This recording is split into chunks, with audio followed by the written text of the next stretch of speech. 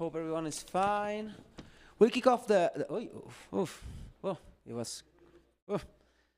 everyone is still sleepy, I think, but just this is the last day, so let's keep the energy up. We'll start with a panel. We'll start only with Pavel Velika, if I'm pronouncing it correctly. So yeah, we'll just start with him, and then his partner Alex will come as well. So we have this for 50 minutes, and then a few speed sessions. So hope you enjoy it. Pavel, all yours. Okay. Good morning, everyone. It's apparently very early for some people, but we kind of imagined it to be a continuation of the Ethereum Magician session we had, I think, on the first day. But the focus for today would be EIPs related to EVM. Yeah, there's possibility to take a mic and describe or pitch for EIP you are interested in, and we can discuss and maybe ask questions from the audience. So if anyone wants to start, if not, I can take like 5 minutes, 10 minutes to talk about EOF, the like 5 EIP proposals we have drafted so far. Okay, so I guess it's me. So this is a slide for my lightning talk about EOF, but mostly what I wanted to have on the screen is the five EIPs we have. Two first are potentially scheduled for Shanghai, which means the next execution layer upgrade. They define the kind of the basic of the EOF structure. So EOF stands for EVM object format and is a kind of our idea to structure the EVM programs in the way that they kind of behave more predictable way. So that we know where the data is in the program, we know the code is, and we can version programs, so that also gives us some additional backwards compatibility features. And on top of that, we can build additional features. And these 3 additional features are the next 3 EIPs on the list. So firstly, EOF allows us to define instructions in a bit different way. So we can have some immediate values, means the opcode can be followed by additional numbers. That means something to the instruction that will interpret it, the values following. That wasn't possible before because of the backwards compatibility of existing EVM. So you can, in the current EVM, you can craft a program that that will break if you interpret values following opcodes in a different way. So these static jumps are more efficient than current ones, and also there's also easier to analyze from external tools and also from the code validation in the EVM itself. And additionally, the next one is EOF functions, which means we can additionally partition the EVM code into separate sections, meaning individual native functions in the EVM, and the additional instructions that allows you to go between these partitions. And all combined with the static jumps and the functions, we can get rid of existing dynamic jumps in the EVM, which it should improve efficiency, and most importantly, we can get rid of jump disk analysis. So the jump disk analysis is a process that has to be performed before we can start even executing EVM programs currently. And it's like the cost of doing that is proportional to the size of the code, and none of the cost of EVM execution actually reflects this analysis. And lastly, we can also put additional verification in the EOF format that will allows you to check statically before deploying the code if a function performs Stack Overflow or possibly Stack Underflow, and we can reject such programs. Such programs would be, by definition, a bit more restrictive than the current ones. So there are some tricks you can do in current EVM that would not be possible anymore, but I think most of the compilers that targets EVM doesn't really exploit these properties. So that also brings some additional efficiencies because you can kind of check for correctness at least in the terms of stack behavior during deploy time, and you don't have to repeat these checks later during execution. Okay, so that's all I can say in 5 minutes about that. So yeah, I'm open to answer some questions, and also if someone wants to join on stage and talk about some interesting EVM stuff, yeah, please welcome and come. Just bear with me while I just... Okay.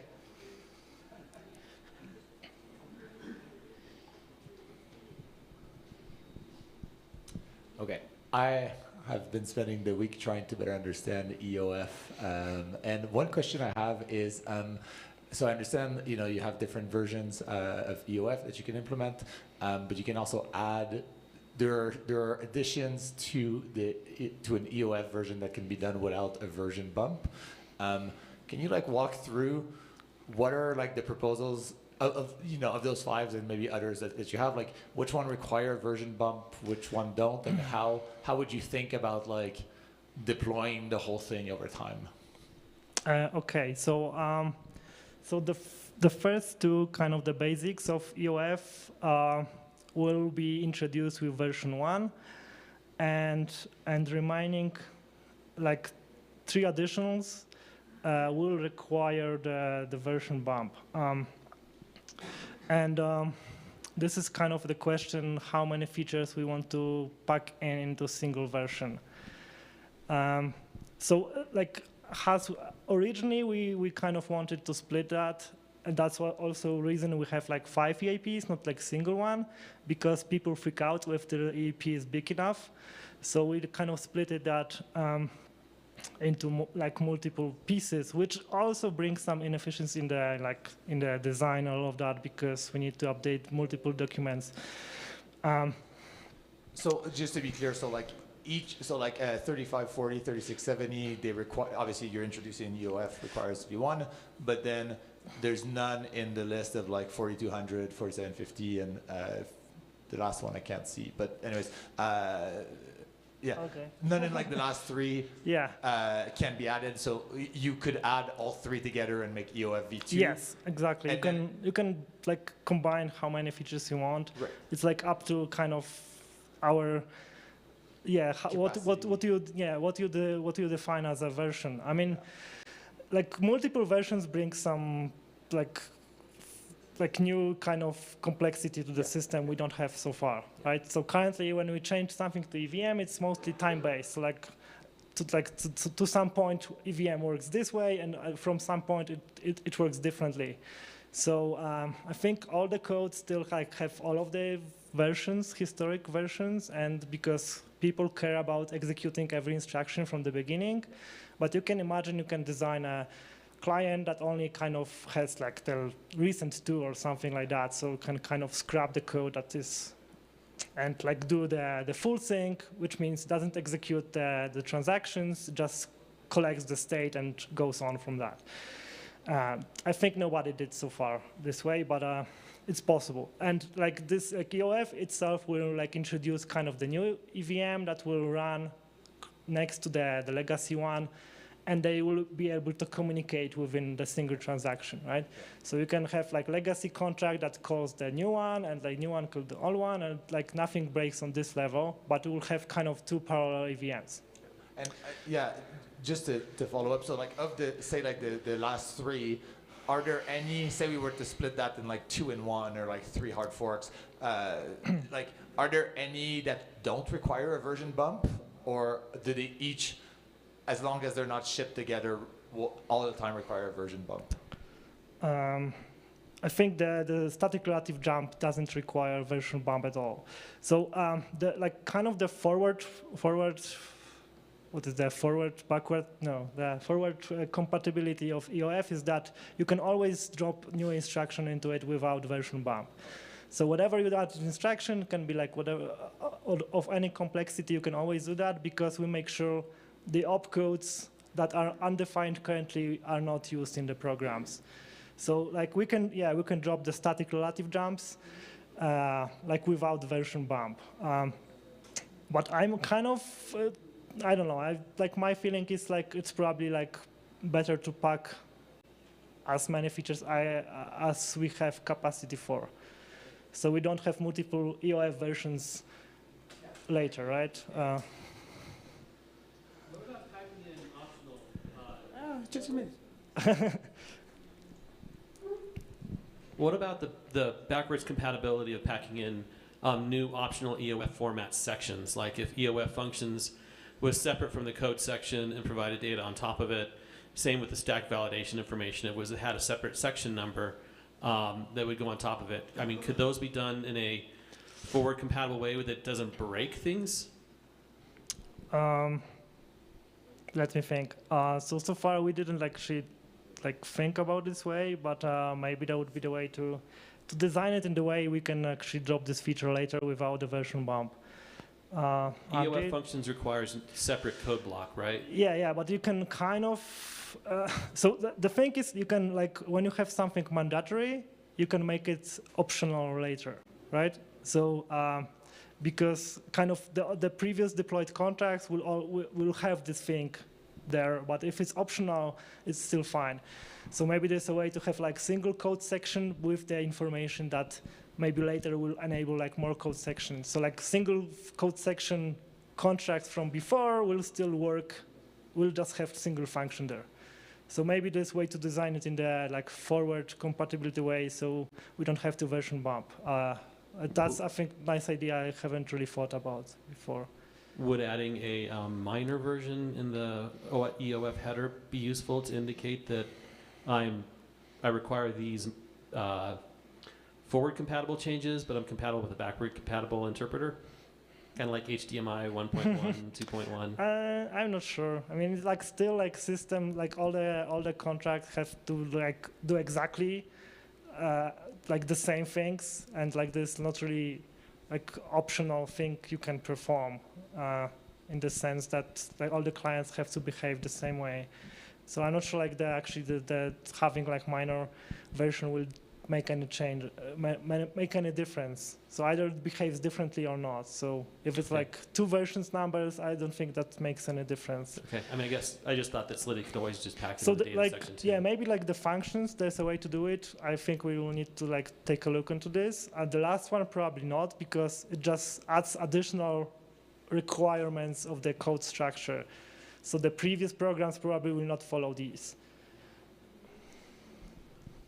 Do I understand correctly that the last EIP doesn't require the version bump because it's just the change on the EVM side? So it's not E in the bytecode, and you can do it whenever you want? No, actually the last one actually requires the version bump because it puts additional restriction rules on the code. So it means we want to make sure when you load the EVM program from database and you see the version number, you know exactly what you can expect from the code. So if you if some rules are not there at the deploy time, it means the program you load from that era will have different structure, and you can't rely on it anymore. Yeah, got it. Thanks.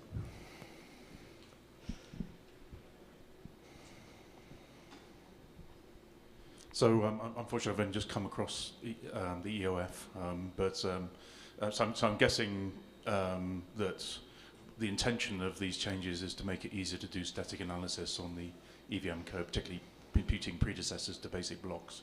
which is always a challenge with EVM at the moment. And doing static translation will become a lot easier. You mean like external tools, or like all of the? Well, so I've got sort of three main use cases.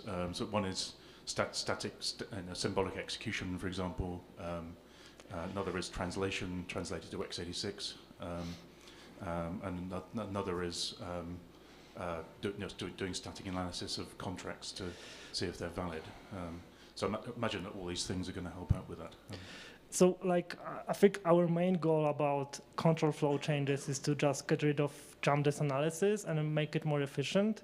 But we kind of expect to be also, like, the EOF programs to be much easier to be analyzed by external tools. But I think we just need, like, actually inputs from you. Like you probably should, like, take a look and to see, like, if it helps or not, like how much it helps, because that's not really like area of our expertise. But yeah, we kind of expect it to be much easier to do it analysis externally.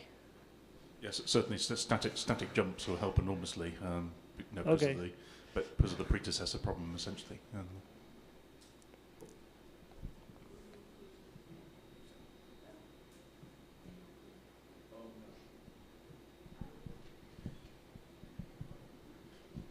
We need to talk about, distribution of this. Beautiful.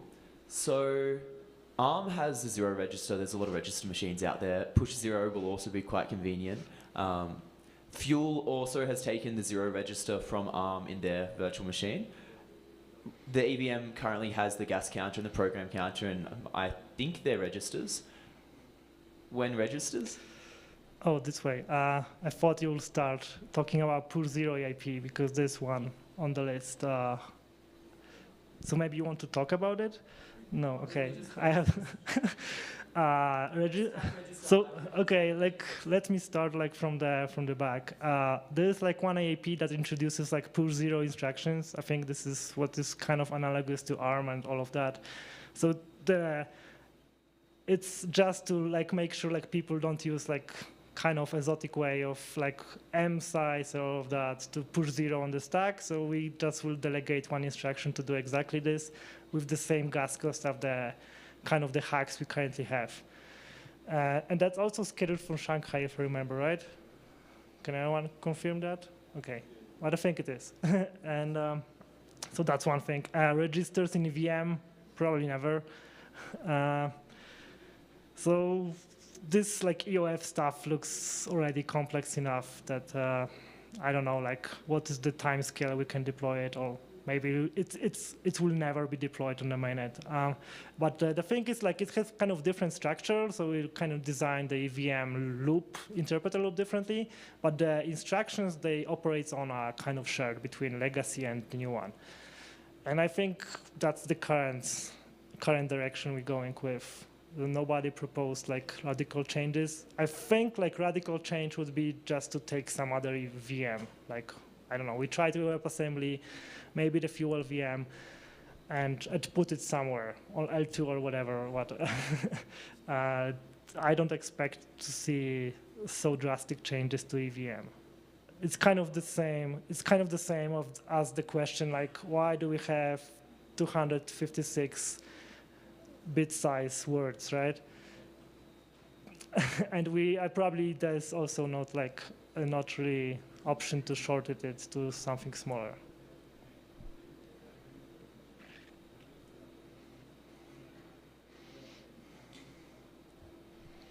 Okay, so like any, okay, one more question. Hey, so Greg Colvin's got his simple subroutines EIP as well. Could you explain how that is different than these?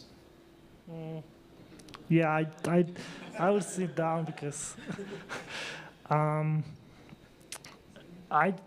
so those some I'm sure I can give a full picture, so maybe someone will jump and help me, but I can start with that.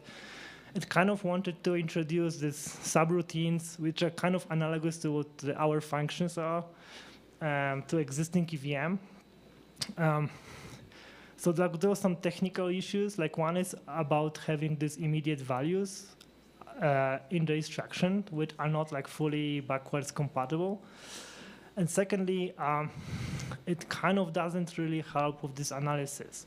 So there was one, because for the simplicity, the jumps will still work the same, and they can cross the subroutines easily.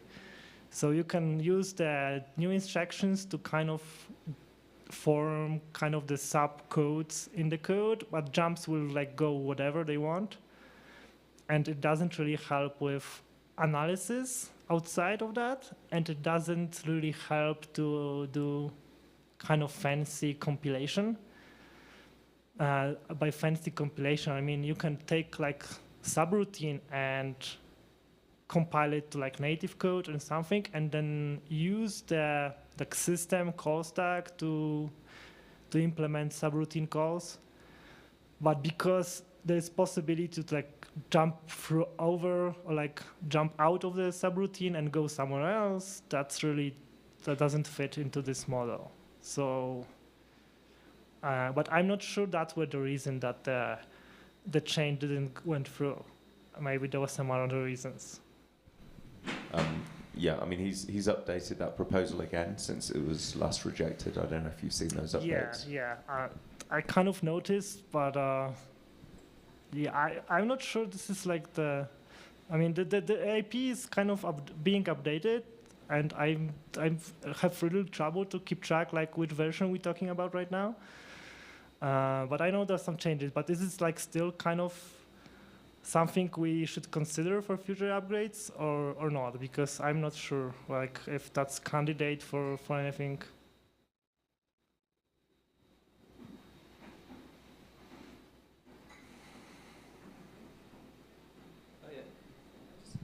Hi, so I just have one question. Are there any technical barriers for implementing 3074?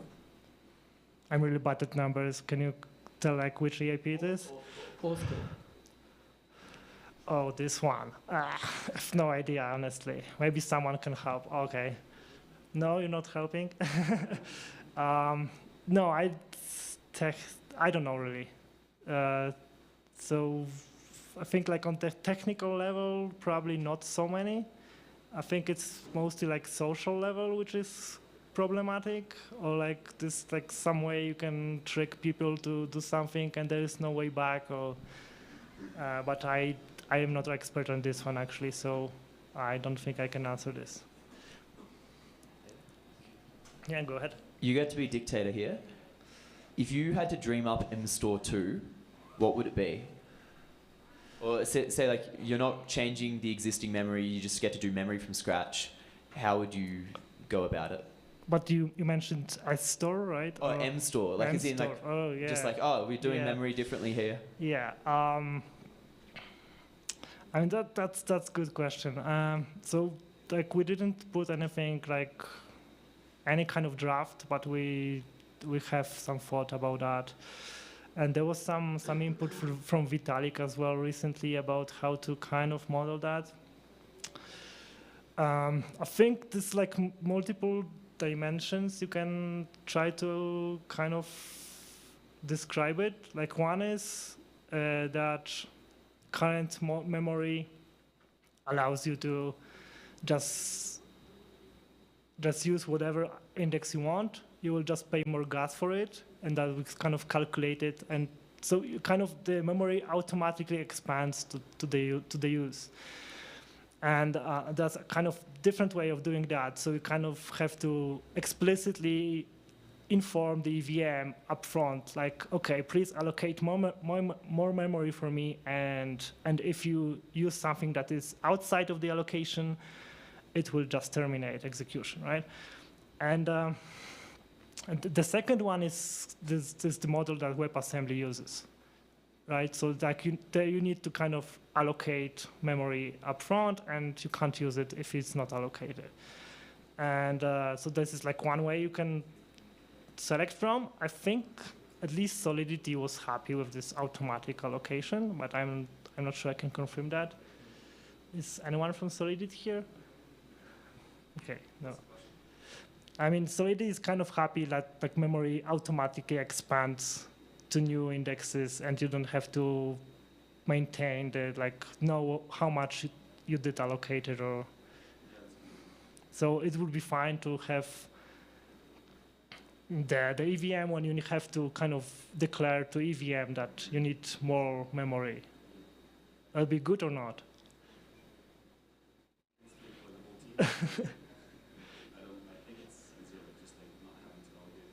Okay.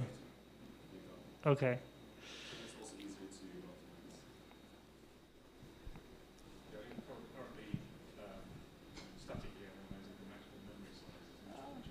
Maybe, yeah, maybe wait for Mark, sorry.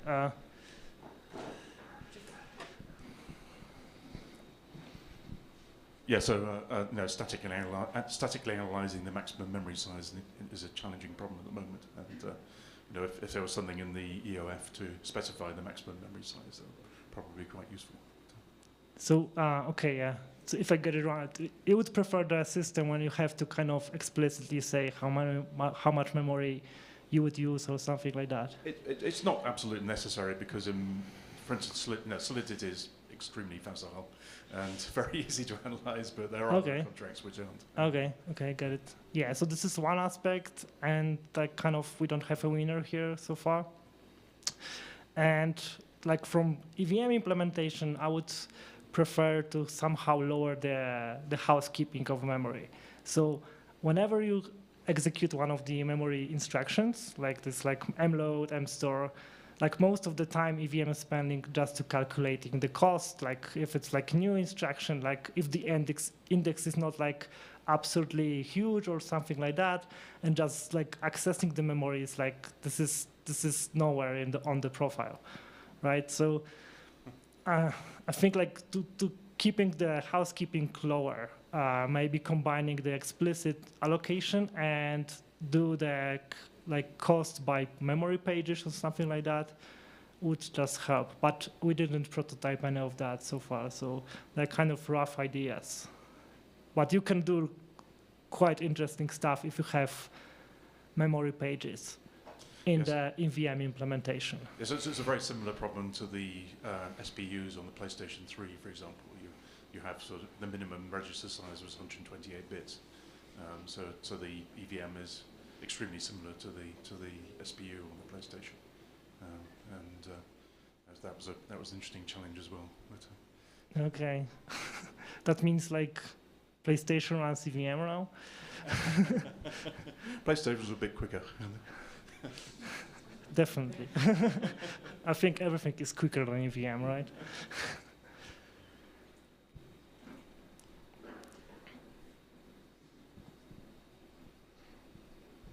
Also, just declaring all my questions are the lowest, like they're the fallback ones. Anyone can interrupt and take priority. Oh, there's someone. Beautiful. Are there any hardware implementation of EVM or maybe FPGA ASIC that you know of? And if there is, what were their biggest hurdle, aside from mstore, I'm guessing, because that's a pain, but otherwise? I mean, async on like memory access level or the storage access level? Yeah, I'm not sure I can help here, but I know like some people were experimenting with having like async way of accessing storage. Oh, ASIC. Okay. Okay. Wow. So we had a project called EVMJet, which just was compiling EVM bytecode into, let's say, x86, like native code. And the performance was great, but the cost of compiling that was also big. So that's kind of the trade-off. And at some point, we just scrap it. It's somewhere around, but I think you have difficult time to decide like which contract you want to compile to native code if you don't have to. You might have misunderstood my question, sorry. Let me restate it.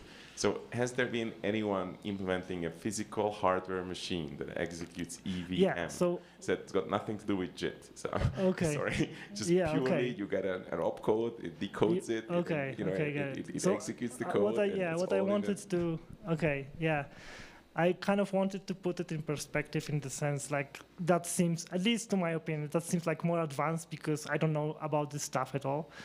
That like doing even JIT compilation, which is already hard. It's like compilation is not hard, but it's like time consuming. So you have to just squeeze this. If you have hardware, I think even if you had a hardware like that, the gas cost nowhere reflects like the performance of it, right?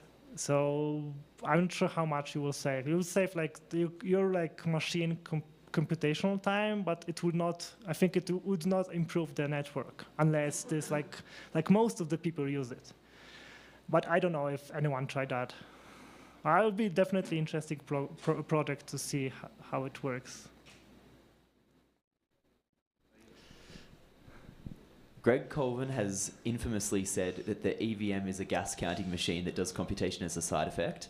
Do you think there could be any benefits to reducing the precision or the fidelity in terms of like how gradual you're doing your gas accounting, and so like paying for more gas things up front, or even say like the memory case would be one case where you pay for expansion, or the escalation, like the curve that it follows isn't actually like a perfectly smooth curve. Naturally, it sort of like has a flat region or like a sort of linear region, then it goes like jumps up and then it jumps up again. Do you think more things like that could be fine in the long run, or do you think we should be really good at counting really small units of gas?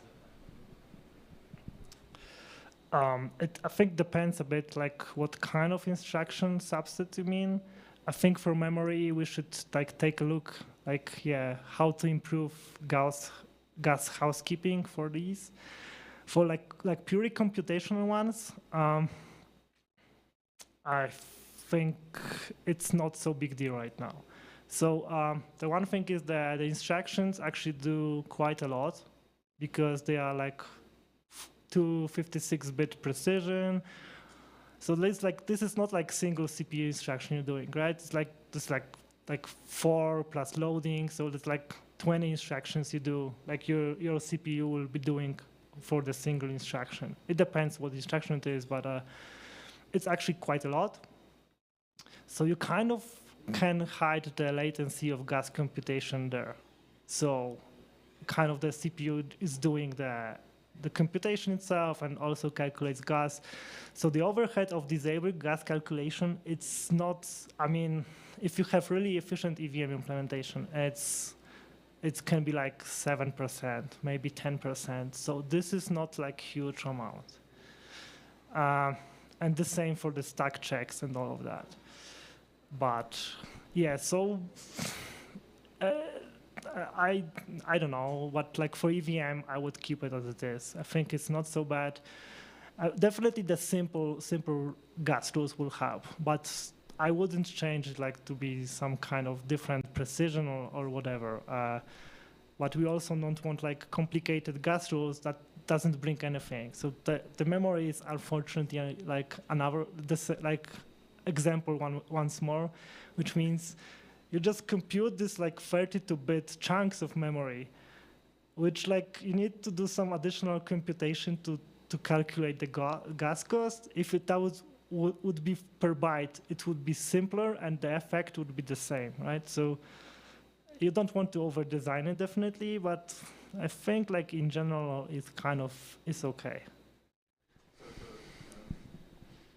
So for most basic blocks, you can calculate the gas cost up front and just calculate it with the whole basic block. And obviously things like S-store and so on, they're variable, but for many basic blocks, you can as this guy will probably tell you, you can pre-compute it. Yeah, you can do that.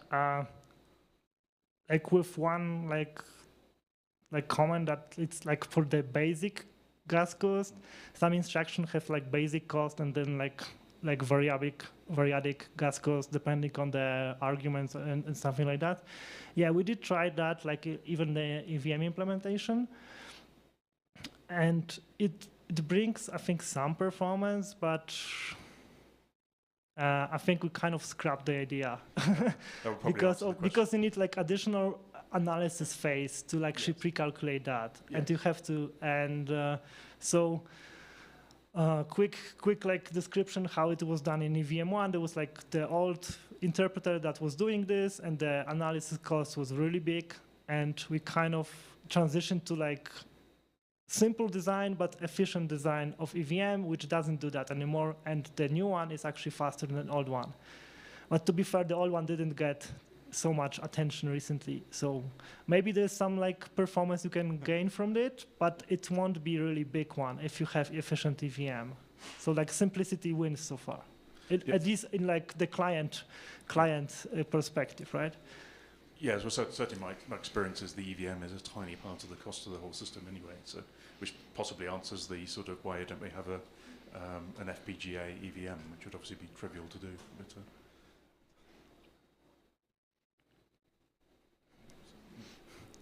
so maybe some other EIPs someone wants to talk about?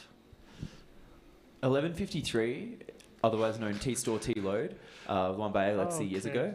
Do you have any thoughts on that? And specifically to the memory problem, would that reduce some of these pressures on reforming memory? Because you've got this transient storage, it's not hitting disk, it's pretty cheap. How do you feel about 1153? So I'm not sure if I'm on the same page with this one, but does it like have the same kind of like map structure that the storage has, right? So. Yeah, like for me, the issue is that you have this like map structure there. So it's like not like this is like chunk of memory. You actually have like hash map or like whatever the implementation is. Because as I remember, it was like doing the same. You have like unlimited number of 256-bit slots you can assign to. So the EVM has to kind of have a map of that, which it can scrap at the end of the transaction, right? Why would it affect memory? Well, yeah, so it's persistent between calls, but it only lasts for one transaction. Yeah, but you can't really simulate that with memory, right? So it would rather affect storage. The replacement would be instead of going to storage, right? You've got this alternative where it's like super cheap and it's kind of like memory in the sense that it doesn't last very long. And from a hardware perspective, the burden is similar to just holding it in memory rather than going to disk. Yeah, what I meant just like it's not going to affect your memory usage, right? Not at all. It's going to affect your storage usage. Certainly, unless there were times where like you could do something in memory and it's a little bit cheaper because you're gas golfing. But I'm not actually super sure on that. But I know there's a lot of gas golfing when it comes to like writing to storage and then getting rid of that, and clients have to deal with that. Yeah. Sorry. But yeah. Do you want it in Shanghai? Like me personally, I don't know. It's like I'm kind of unaffected by that. So like how actually I vision EVM is like this kind of below that. So I kind of mostly focus on the like single call. So this transient storage, it's like problematic in the way that I have to kind of outsource it somewhere else. So like the client has to provide some API to actually access it, because like for my EVM at least, it's that I just start the EVM context when you enter the call and I end it there, so I don't have anything that lasts above that. So, but yeah, I'm kind of transitioning to like the transaction level EVM execution. I think like the ultimate question is like usability of that, and like if there's like strong enough number of use cases that make it like desired, right? And I think like some people really push hard for it. I have a follow-up question on that. Do you think the cost of a TS of a... Do you want to? Okay, anyway, yeah, go ahead. Do you think the cost of, or the potential cost of a T store would be that much lower than the S store? I mean, the basic one is kind of like 100, right? Currently, for the S store, like the minimum you can get. if this is like accessed slot and something. No, I mean, yeah, maybe. Yeah. What are the numbers in the I phrase proposal? it like the numbers, sure, but like, do you think like in the machine would it really be that different? Like from my perspective, it's not any different to access S-store, because I kind of have a buffer of like this cache of this S-store, and I'd like from the core EVM side, it's not much different. But I think it's like, so the difference is when you have to actually go to the database on disk or not. And like this is guaranteed not to be the case. So, right. But, so you don't have to do any database lookup at all. So yeah, probably it should be cheaper, but I don't know how much. Yeah, do you think another alternative solution would be to just fix the pricing of S-store and S-Lib? I think historically we did fix the pricing of S-Store in every hard fork, right? Exactly. If you see the like S-Store implementation, that's like this Yeah, is the multiple custom lines revisions in of S, like yeah. different revisions of EVM. So I don't know, maybe we can't get it right. So we need a replacement for it. Yeah. I don't know how to fix it like more. It's already super complicated. So Maybe that's an argument pro T-load, T-store. Well, I can't be sure. I mean, it's like I would be sure if like there was a group that actually tried to fix the store so it's competitive feature than the transit storage. But I think there's not such group so far. So maybe we just have to pick one option of one. So I don't know.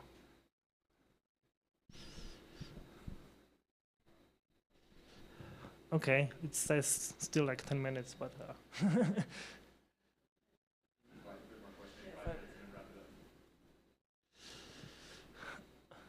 Any more questions? no. How much easier would life be if the EVM was 64-bit? Or does it not really make much of a difference to your work?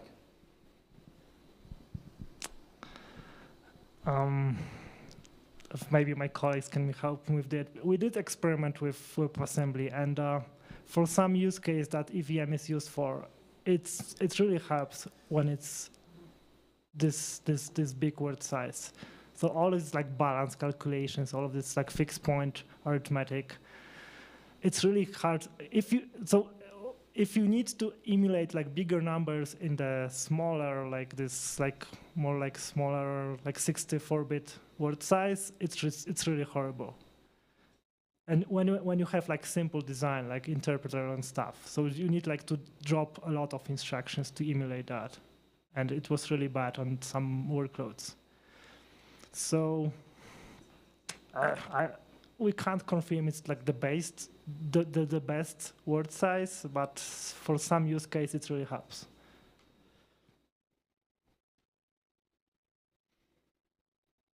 Any follow-up questions?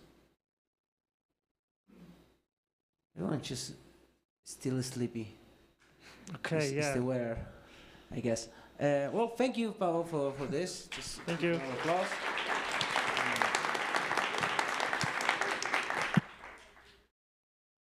Wanted to go there.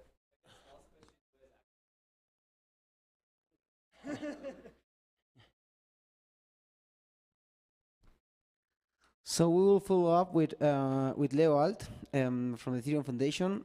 He will be talking about building an end-to-end EVM symbolic. I'm sorry, I'm from marketing. I'm the one that actually sells these things. So if I say something that is technically not correct, please bear with me. But yeah, building an end-to-end EVM symbolic execution engine with Leo Alt from the Ethereum Foundation. I will give him this. No, metele nomás.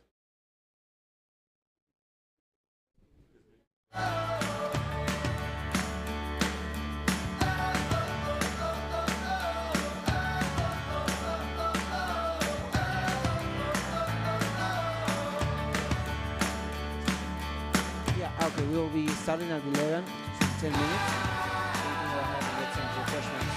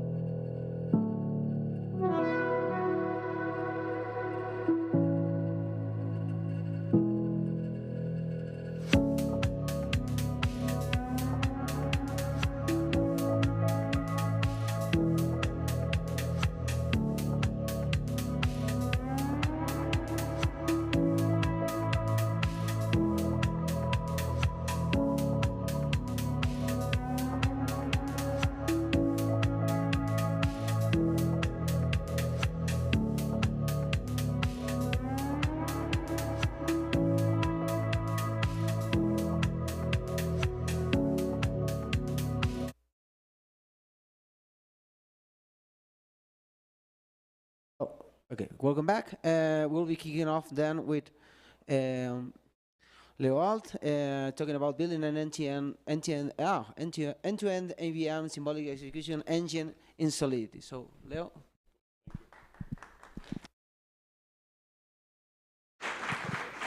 Can you? Yeah, no. Yeah, so this came out of like a fun project. I wanted to write like a full, like an end-to-end symbolic execution engine in Solidity, with including the solver that we usually use in the background. And this is actually pretty fun. So I wanted to share with you what this does. So a few questions for like audience adjustment. Who here was at Harry's talk yesterday about symbolic computation in Yule? Okay, who knows what symbolic execution is? Okay, nice. I am prepared to tell you what it is, though, for the ones who don't know. So I'm quickly going to go over some slides, and then we're going to move to code. So this word, these expressions are thrown around a lot, like what's symbolic execution, what's constraints, what's SMT solver, what's all that stuff. And a lot of people know what it is, but if you don't know what it is, you kind of like you feel left out. And these words are used very trivially, even though they're not really. They're simple, but not trivial. So first I want to tell you what's not symbolic execution, and that's concrete execution. So let's say you have, oh yeah, last question. Who can read assembly like this? Nice, okay, that's very good. So let's say we have this assembly here from EVM, and we want to run a concrete execution over it. So let's say we have this call data. It's 12 in hex. I don't know what that is in, what is that in decimal, like 20? No. 18, yeah, makes sense. So if you run this program with that call data, what do we get? There's no return here, so let's just consider the top of the stack as sort of a return. In this case, we get a 12. We're going to push 0 on the stack, we call data load that position, we get the 12. Push 3, multiply, that's going to give us 36 in hex. We add 1, so we get this number top of the stack, right? So this is concrete execution. You have a program, you have a concrete input, and then you execute the program that input, you get an output. So now, what is symbolic execution? We just said what's not. So T11 actually has a pretty good explanation of what it is. So it turns the program into math and then solves math formulas. That's actually a very precise, although very vague, description of what it does. So we have the same program here, but now instead of a concrete call data, we're going to have a symbolic call data. What does that mean to be symbolic?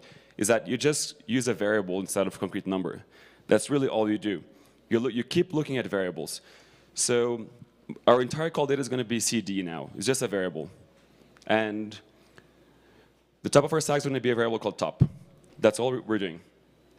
And so here we're going to collect constraints, which are things that must be true when we run the program. So when we run call data load of 0, we're basically doing CD of 0, right? And then we can also call it X. We can call it Z. We can call it whatever. It's just a symbol.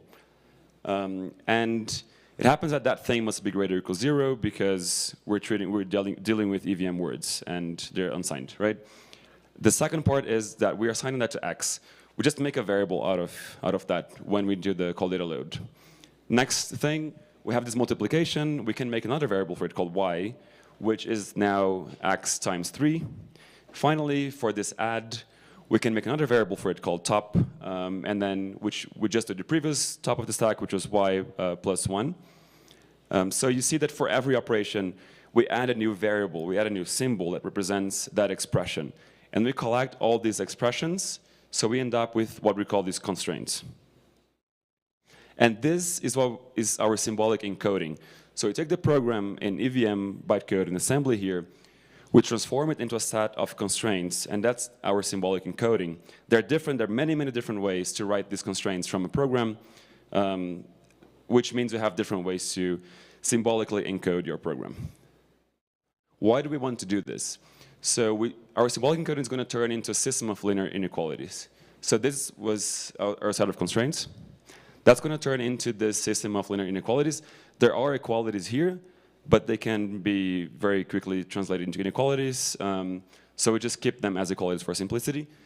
And why do we do this? The reason why we do this is because we know how to solve these things with algorithms that you might have seen in high school or university, or you still will see it when you finish high school. And what can we do with it? We can, for example, do the same thing we did before. We can give a concrete call data, in this case the same call data as we had before, and run it symbolically. What does that mean? We're going to, in this case, a simple substitution does it. We can substitute CD by this entire call data, which then substitutes CD of 0 by 12 and so on, and we get that the top is going to be this number. When we solve that with Gauss-Jordan elimination or Gauss elimination, or there's tons of ways of solving it, a simple substitution here will do. It not only gives us the value for top, it gives us values for every single variable in this system.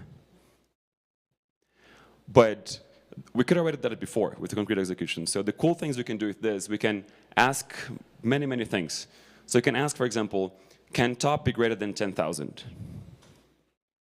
How do we ask that? We simply add a constraint that represents that statement in this language. So can top be greater than 10,000 basically gives us this constraint here. And then, oh, yeah, I was actually going to ask you, but here's the answer. It is possible, in which case such a solver, such a math solver, will tell us that this system is satisfiable, meaning that there is a valuation for every single variable in the system that makes this, the set of constraints satisfiable. It is possible that all the constraints are true at the same time. And it also gives us what we call a model, which is the actual values that make the whole set of constraints valid. And similar to before, we have a value for top, and we also have values for every single variable that appears in the system. We can also ask, can top be 0? What do you think? So we can represent it for these constraints, pretty simple. Anyone? Sorry? By the way, all these variables are on the integers. There's no reals or rationals here. Everything's integers. Cannot. Sorry, Kurt. In this case, the solver says the system is unsatisfiable. It's inconsistent. There's no way all these constraints can be true at the same time. They may be true in separation, but they will never be true at the same time. So what we want to do is basically do exactly that in Solidity. But what exactly do we want to do? You can do several things. You can try to prove that a certain assertion is true. You can prove that a certain thing always happens or never happens, kind of things. For our use case, we're going to try to find unreachable branches. So here's a piece of Solidity. We're going to analyze EVM bytecode, but this is just to show an example. So we have this function that takes an integer x, and first we require that x has to be less or equal 10. Then we have in the branch that says if x is less or equal 50, it does something, and then the rest just returns false. So this branch here, basically the false branch of the if, it's unreachable, right? Because x, we know that x is less or equal 10 from the beginning of the function, which means it's always less or equal 50, meaning that it will always enter the if, and it will never come to this part of the code. And well, basically this.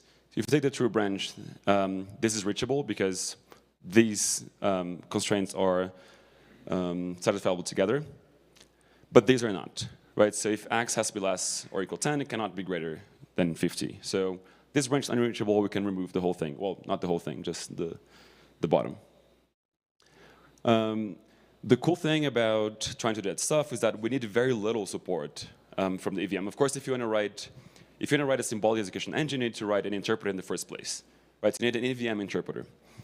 But we don't want to deal with every opcode because it gets really big, really complicated, and we don't want to do things like call, create, and storage, and all this complicated stuff, which of course you could, and a lot of tools do that. We don't want to do that in Solidity. The cool thing again about this encoding, we only have to care about the stack operations, control flow, so jumps and opcodes that stop the execution, and relation opcodes. And so basically, we're going to care mostly about, as you saw before, ifs with relational operators inside. So less than, greater than, and the negation of these, so that you can get less than or equal and greater than or equal. The symbolic encoding we're going to use is also pretty simple. So for every EVM expression that we saw before, we're going to transform into a math constraint of the form a minus b less or equal k, where a and b are going to be variables and k is going to be a constant. So this is also what Harry was talking about yesterday in his talk. And we get things like this, for example. So whoever was in Harry's talk together, is this system satisfiable? Why not? Because when you sum everything, on the left you have 0, on the right you have -2. Nice, exactly. So if you, perfect, that is, yeah, so if you sum everything on both sides, then you get basically 0 less or equal -2, which is a contradiction. So this system is impossible to be satisfiable. The reason why we like this encoding is because we can use a difference logic solver. And again, as Harry explained yesterday, a difference logic solver is very simple to write. What does it do? It basically takes these constraints, these math constraints, and it tells you whether it's possible or not, that these things are satisfiable at the same time. And if it is possible, it's going to give you values for the variables that make it satisfiable. Otherwise, it just says it's not possible at all for these things to be satisfiable together. The solver is much simpler than the things you need, like ILP or SMT, when you need to solve linear combinations or even nonlinear expressions, and the sorts of things that you end up with when you start encoding arithmetic expressions and other things. And as also Harry explained yesterday, this runs in polynomial time on the graph generated from the constraints using the Bellman-Ford graph algorithm. I'm not going to go much into that. If you want to learn more about that, please rewatch Harry's talk. And this algorithm is super simple. This is basically almost the whole thing, and most of it is comments. So now all we need to do is put it all together. Let me see. Yeah, it's going to be hard at the same time. Okay, so can you read this? Yeah? Okay, so what we want to do first, so this is the whole project. So these are 2 test files, one for the solver itself, just like unit test for the solver, and one for the symbolic execution engine. And then you have all those files for the whole engine. So what we want to do is like write the interpreter. How do we write the interpreter? We need, so by the way, please, if you have questions, just like try to, you can ask questions right now just to make sure we go in a good flow. Actually, it's not here.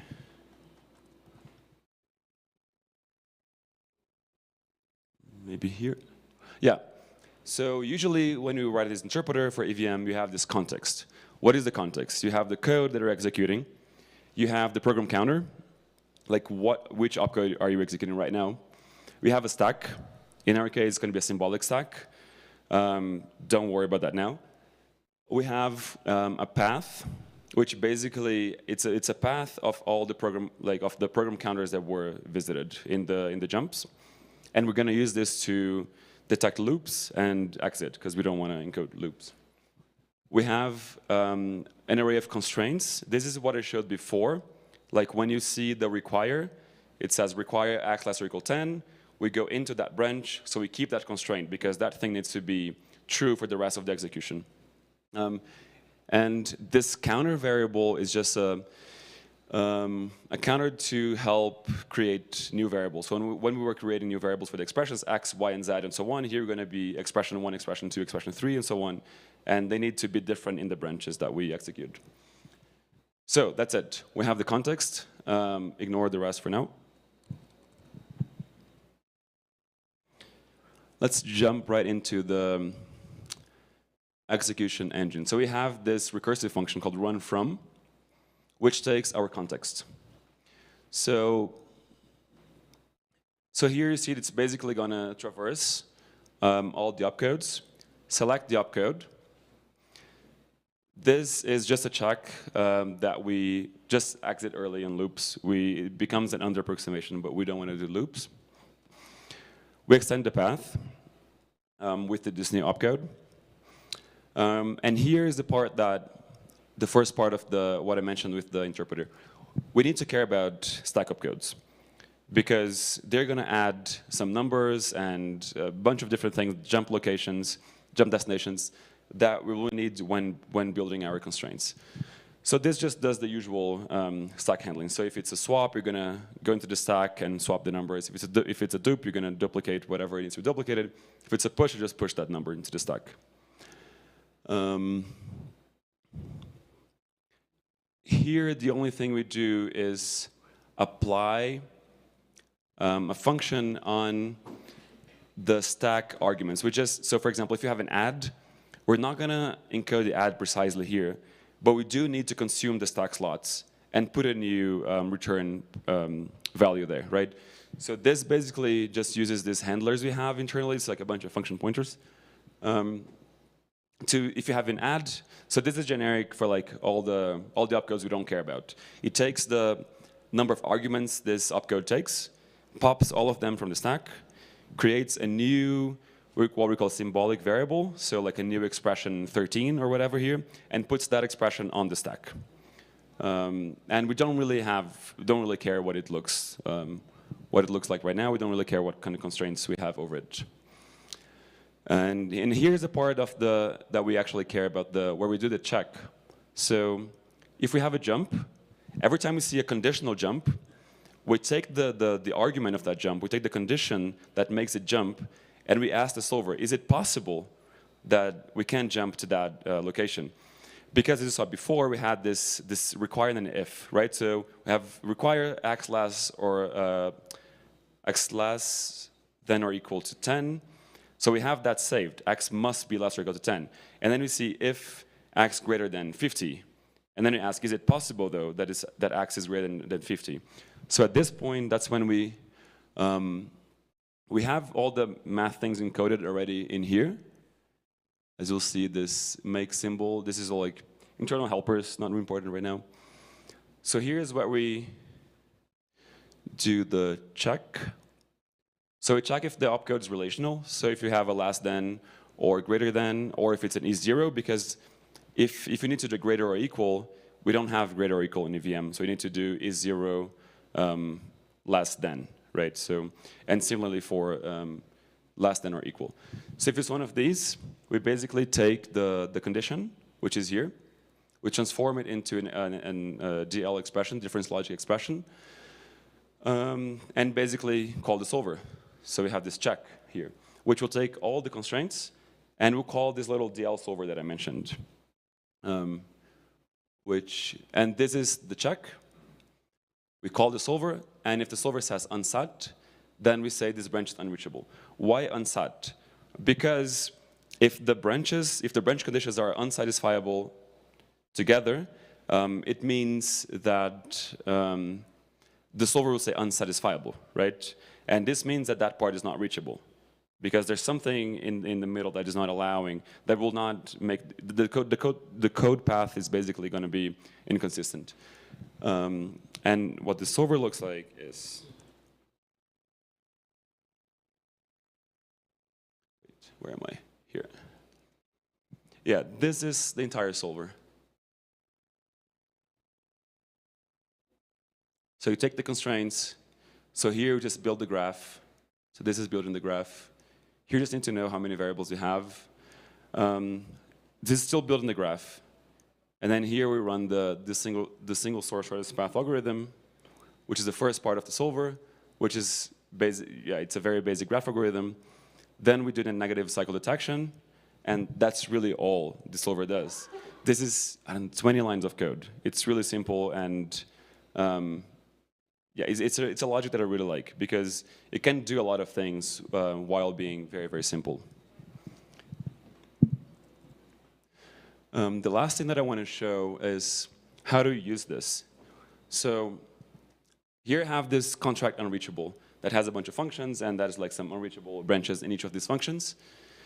All we need to do to test that is really just this.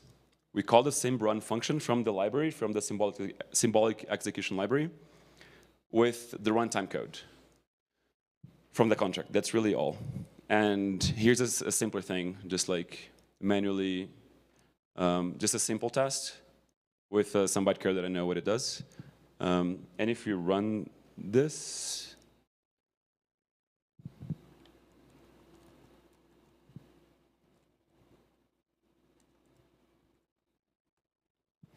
oh yeah. I removed the comment here somewhere.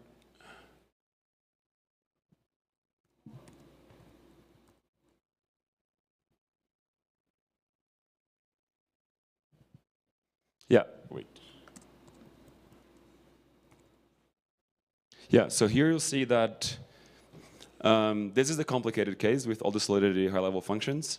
And it's not the best way to report the things, but it emits an event that says unreachable branch with the PC 255.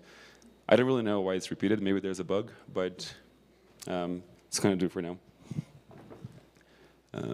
Yeah, so the last thing that I want to show is this tiny example. So this is the same as I showed in Solidity, just like written quickly in Yule. And this is the bytecode that it generates, or that I wrote manually. And so we can quickly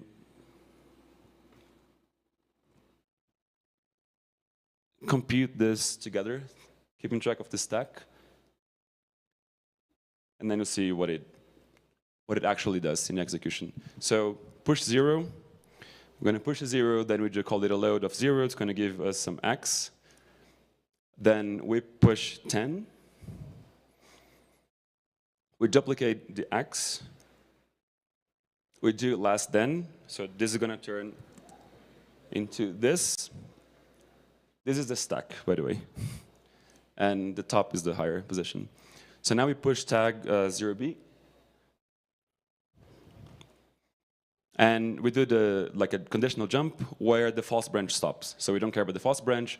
All we do is just, so we're going to pop the first 2 arguments, right, because of the jump. But because we go into a branch, this condition must be true for the rest of execution, right? So x less than 10 will stay in our set of constraints. So we keep going in tag 1, jump dash dup, we duplicate x again. We push 50. We do an LT now, and which consumes the x, and this becomes top of the stack, just a symbolic expression like y equals x less than 50 less than x. We push 14, and then we jump 2. And then at this point, when we see the jump, we're going to ask the solver, is it possible that this new condition, 50 less than x, is consistent with what we already have, x less than 10? And then the solver is going to say, that's not possible. And at this point here, precisely at this jump I, that's where we basically stop and say, this branch here is the true branch, like where you're jumping next is unsatisfiable, so you can actually remove that entire branch, right? But yeah, so there's a lot of code behind that, but it's a lot of helpers. The main intuition was basically this algorithm of just like running an interpreter, caring about a few opcodes, not caring about other opcodes. And yeah, happy to take questions.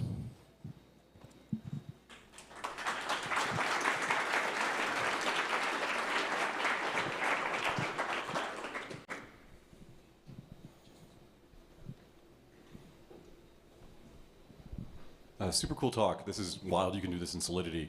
I'm wondering about overflow, though, because your assertion at the beginning was that that one example you showed was impossible, but it is very possible in the presence of overflow. No, that one wasn't, because you need the answer to be minus 1/3, so it's not going to be possible. Okay, sure, yeah, but yeah. It doesn't look like you handle overflow anywhere else, right? Yeah, exactly. So that means that your results are not correct. Yeah, exactly. Right? There's a bunch of soundness stuff you have to add to this. Okay. Yeah. All right, thank you. Yeah.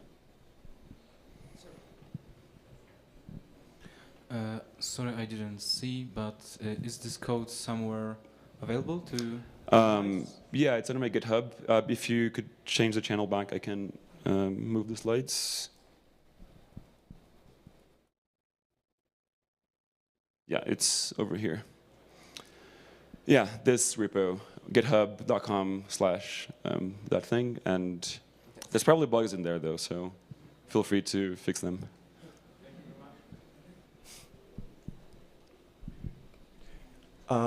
So since you wrote this in Solidity, do you have any thoughts on why you would want this to be executed on chain? Not at all. Okay. Should not run this on chain. Yeah. Well, actually, so if I wait, let me quickly just look how much gas this takes for this tiny program. Just one more question because we have to move forward. Sorry about that. You said that for a given program, there's a lot of different encodings you could have. Can you give a few other ideas of other encodings and what would be the trade-offs? Yeah, so this encoding uses, this encoding basically we chose difference logic because the solver is very simple, so we could write it in Solidity, right? So the encoding is tailored to become systems of inequalities that look like the constraints that a DL solver would take. But, where is it now? In Hari's talk, actually, which I have here, there are different. So if you actually want to encode add, mol, div, all these kind of things, you will need more complicated constraints like linear combinations. Where is it, Hari? Yeah, you'll need linear combinations like this, for example, and more complicated constraints. And you'll need like a simplex or integer linear programming thing, or even a nonlinear solver, depending. And these things are a lot more complicated. So the simplex is, well, it's an exponential algorithm that kind of happens to run mostly in polynomial time these days. But a nonlinear, if you're trying to solve nonlinear constraints, that's an undecidable problem, and you're going to have a hard time solving it. So, yeah. Okay, thank you. So,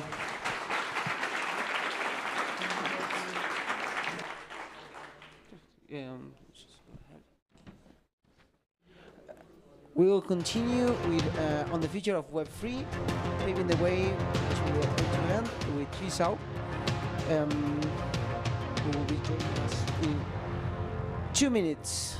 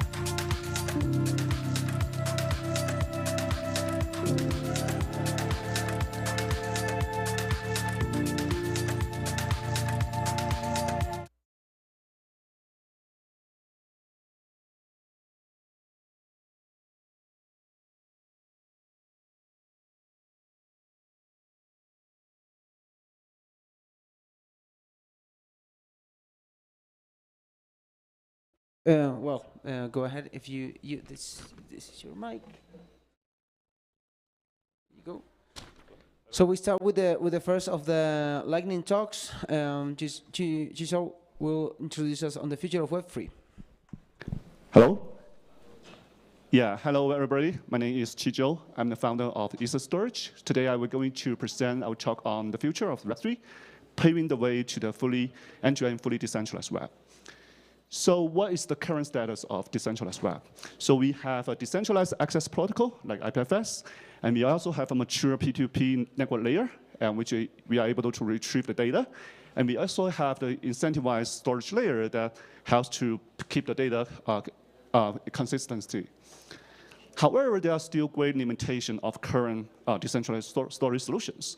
First, those storage solutions has great limits on the semantics. In many work for static files, which means that it's very inefficient to update and delete those existing files, even just a single byte that is changed. And further, there's no way to compose this data in a decentralized way, so sometimes we have to rely on centralized server. Second is that all these projects, they have their ecosystem, which means that users has to use their wallets, tokens, and addresses in order to be able to upload those files to their systems. Oops. It's not working. Oops. So with these problems, we are projecting what the features that we need in the future Web3. First, we need rich storage semantics in a decentralized storage, which can support create, update, delete blobs for very large amount, potentially petabytes. Further, it can be programmable by smart contracts, so that can easily compose all data with the logic of the smart contract running on Ethereum. And second is that we want to simplify the user body, which means that the user just using the Ethereum wallet pay Ethereum and is able to upload and basically store a large amount of data on top of the whole Ethereum network. And lastly, we need to have a new access protocol that is able to render those dynamic data from front end to the blockchain and the storage without any centralized identity. So what's the solution? Thanks to the latest development of Ethereum technologies, we believe that we are now at a position that we can achieve these goals in the near future. First of all, we have data availability thanks to dense sharding, which greatly increased the data upload speed using advanced cryptographic primitives. And second is that we are able to build external data retention network so that we only store corresponding metadata on Ethereum and be able to store large amount of data in this layer 2 network. And we just periodically submit the proof of storage into the Ethereum mainnet so that it tells that everybody can check the actual data, the latest data is kept in the network with high replication. And lastly, we also developed a Web3 access protocol, which is able to decentralizedly access those web objects hosted by smart contracts. So this is a Web3 access protocol, which is defined by ERC 4804, which is a way to render web objects hosted by smart contract. It's very similar to HTTP, so that it can inherit all the good benefits of HTTP, while we are able to identify a resource that's hosted by smart contract and further access the underlying storage layer that we built.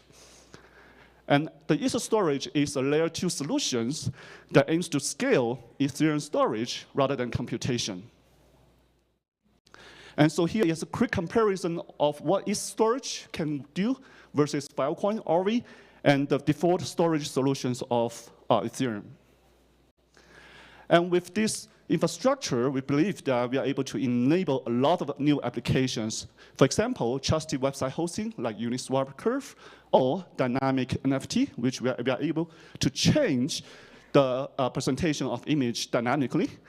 And we are also be able to build decentralized social network, such as decentralized Twitter, Medium, or even decentralized Dropbox. So here I will give a demo. Let me see. Okay. This is my Firefox browser that supports Web3 URL. So now type in Web3 URL. Let's store the ETH that we register at ENS that points to the smart contract that hosts our front end. So all the images, HTML, CSS, JavaScript now hosted by the smart contract and returned by this Web3 access protocol.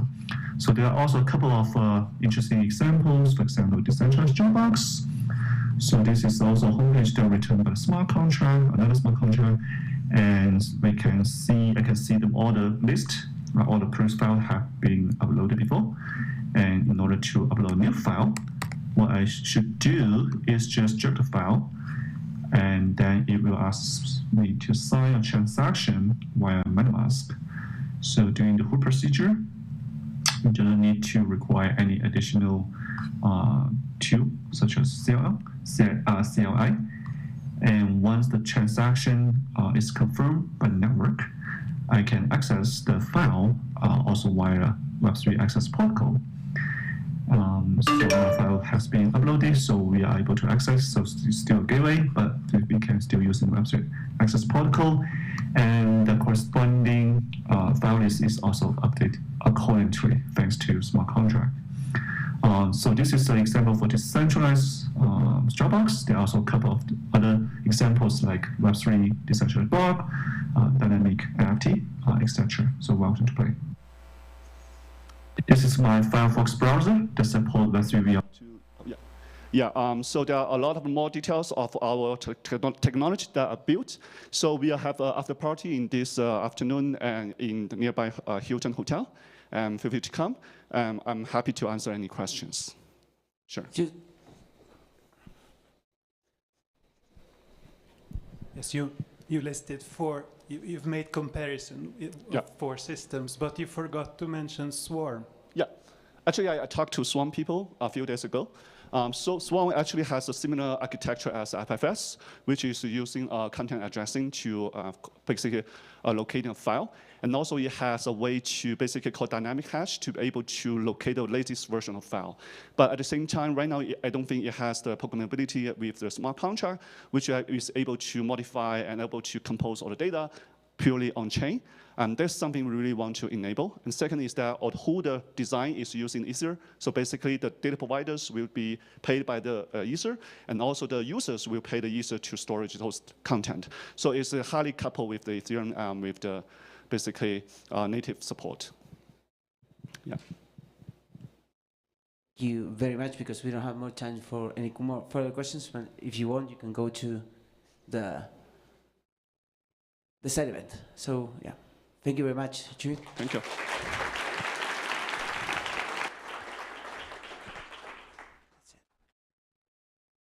Okay, so we will continue with Milos Novitovic and Uroš Kukic, who will talk about how to stay up to with the different movements of the Web3. Big round of applause. You will have 10 minutes. There you go. Milos.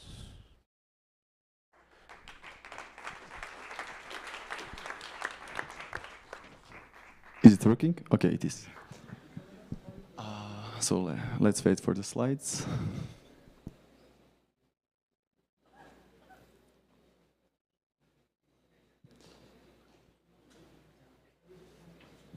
Okay, let's start. So hi everyone, my name is Milos and this is my friend Kuki. We are both part of 3227, that's an R&D collective, and our goal is to stay up to date with Web3 technologies. So today we're going to talk about that, and today we can start with the challenges that we ran into during the last couple of years while researching and building in Web3. Just a second. Okay. So the first one, many times we would go deep into specific ecosystems so that we would miss all the innovations that would happen in the other ecosystems. Secondly, even though when we would like to enter new ecosystems, we didn't know where to start. We didn't know what is the current state of the tech over there, or where to watch, where to find useful informations. And finally, somewhat different situation is when we would go deep into specific technology We would research it, trying to build something with it, and then we would realize it's too early for it. It's too early for its adoption.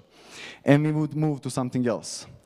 However, in the meantime, the initial technology would experience some changes, and it would become somewhat revolutionary. But we weren't watching at it anymore, and we would miss the opportunity to innovate and to utilize the fact that we were over there before it was popular. I'll just add one more thing, that you can go on the link on the Twitter. You can check over there the current alpha version, and in 2 weeks, we're going to come up with a new one. Yes. Thank you so much. Do we have time for questions? Yes. Oh, okay. Well, I don't pick them. No, it's just he's nearer, so I'm sorry. How often you plan to update it? Is it a quarterly release? Yes, because we want to be thorough with each one. We want to really assess each technology. We want to do it quarterly. That's the general idea. Yes.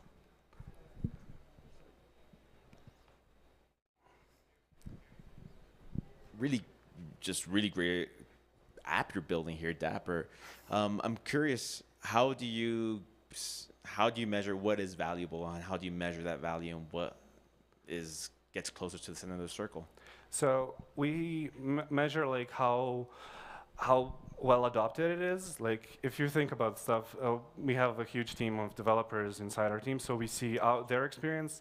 It's our subjective opinion, but that's why we want the community to come in and challenge those opinions and to see like really, okay, if we all band together, okay, let's really see what is good there and what's something that we might want to skip.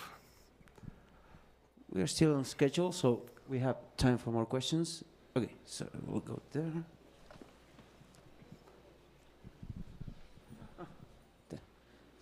Any more questions? No?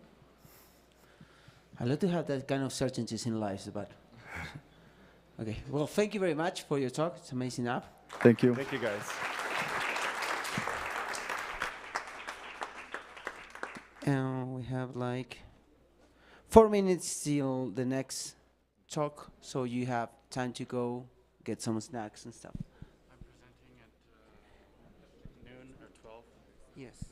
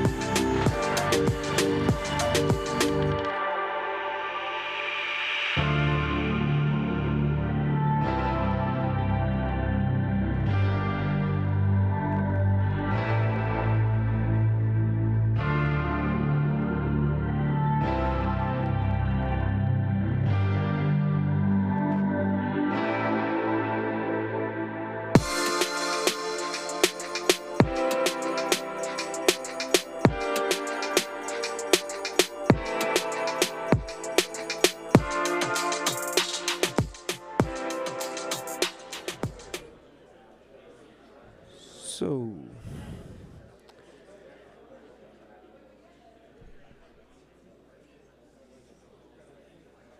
Okay, we'll continue with the road to standardized subgraph by Vincent Wen, and he's going to give us that talk, and hope you enjoy it.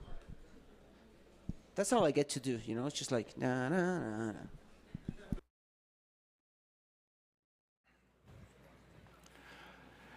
Hey guys, thanks for coming. My name is Vincent. I'm going to talk about standardized subgraphs today, or how we can make it so much easier for you to build your dApps.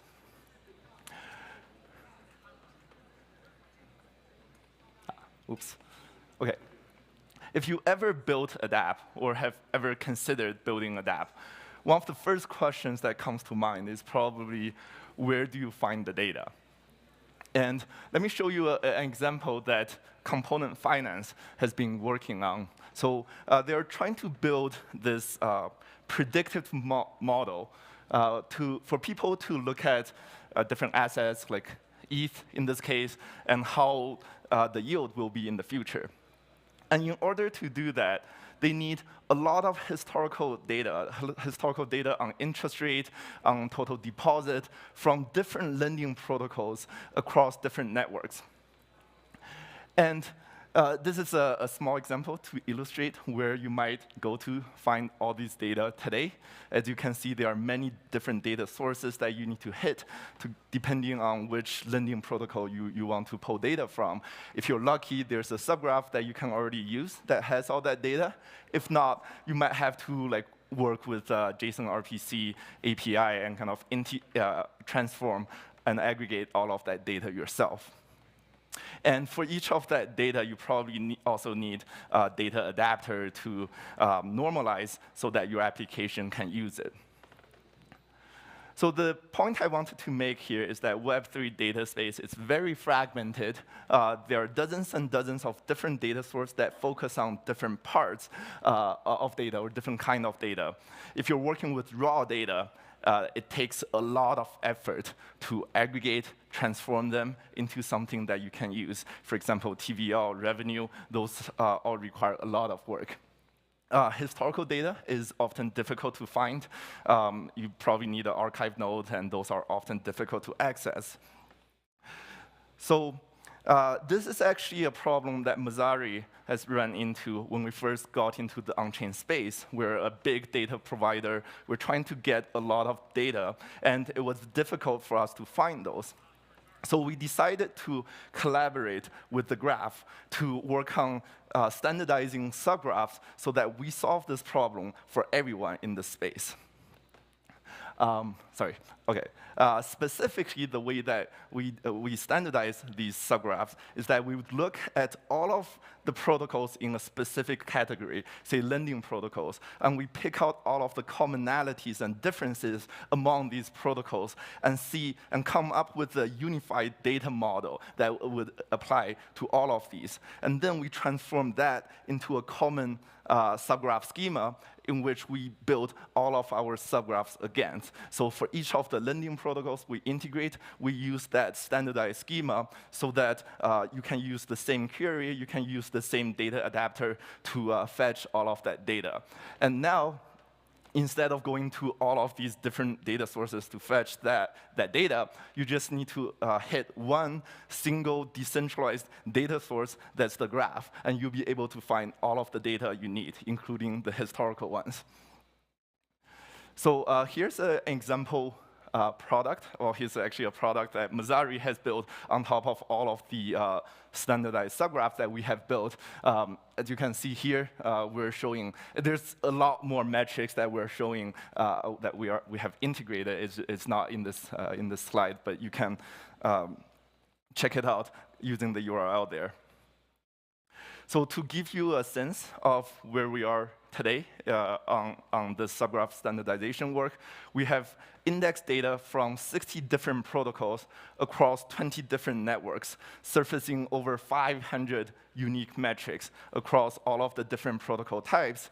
And we have indexed over 1 billion data points that you can use in your dApp directly so that you don't have to do that work. And the way that we are seeing kind of how the future will evolve is that today you're spending a lot of effort on kind of the data plumbing, on the data aggregation part, and very little on the application logic. But with the subgraphs that we have built, it's already done for you. You can just use that, so you can focus more on your application logic as a dApp developer. Yeah, so all of the work we do is open source, it's public. Here's the GitHub repo for all of our standardized subgraphs. If you're a dApp builder or data scientist, data analyst, we highly encourage you to check out our data, see how you can use them, and provide us with feedback. If you work with the protocol team, we're more than happy to integrate your protocol into our standard, so feel free to reach out to me after the talk.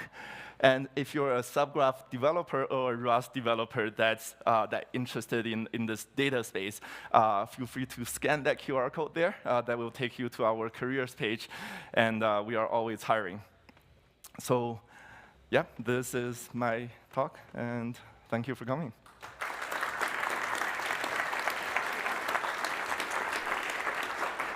We have 1 minute for one question. If anyone has one question. Yes, go ahead, sorry. How can you trust this? Is aggregated subgraph is more, is there assumptions of trust when you use aggregated subgraph compared to this Aave subgraph or compound subgraph? Yeah, so all of our subgraph source code is open source. There was, the GitHub repo we showed. So we describe all of the methodology of our kind of, the computation of our metrics in detail in the repo. And of course, you can go into the source code to look at exactly how different numbers are integrated. And the graph is also working on something called verifiable queries that will put that trust into the data that it indexes. What's the approximate delay before the data is available? I mean, if we want to do something in real time? It's in real time, yeah. So it's block by block. Okay, but on the order there's got to of be some delay. like 15 seconds to like 2 minutes, okay, depending on the chain. Perfect, thanks. Yeah. Thanks, Vincent. Thank you very much. Good. Round of applause. Blah, blah.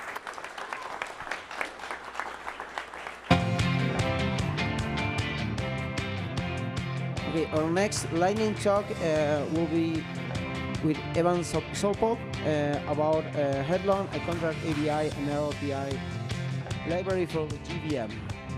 So go ahead. Are you miking?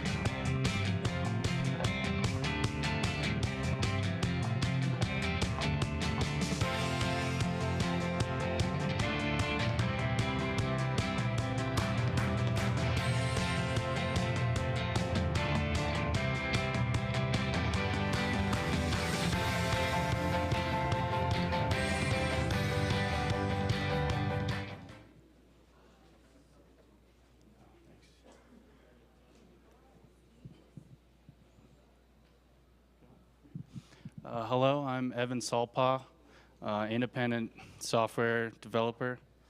I've been working on this Java library for ABI, and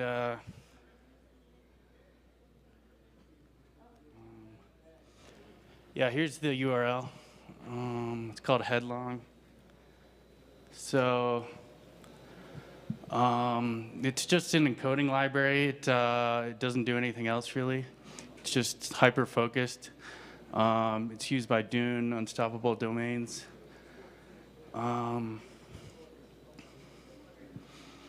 So I figured that I wanted to make a general solution that's like low-level, high-performance that people can just build stuff on.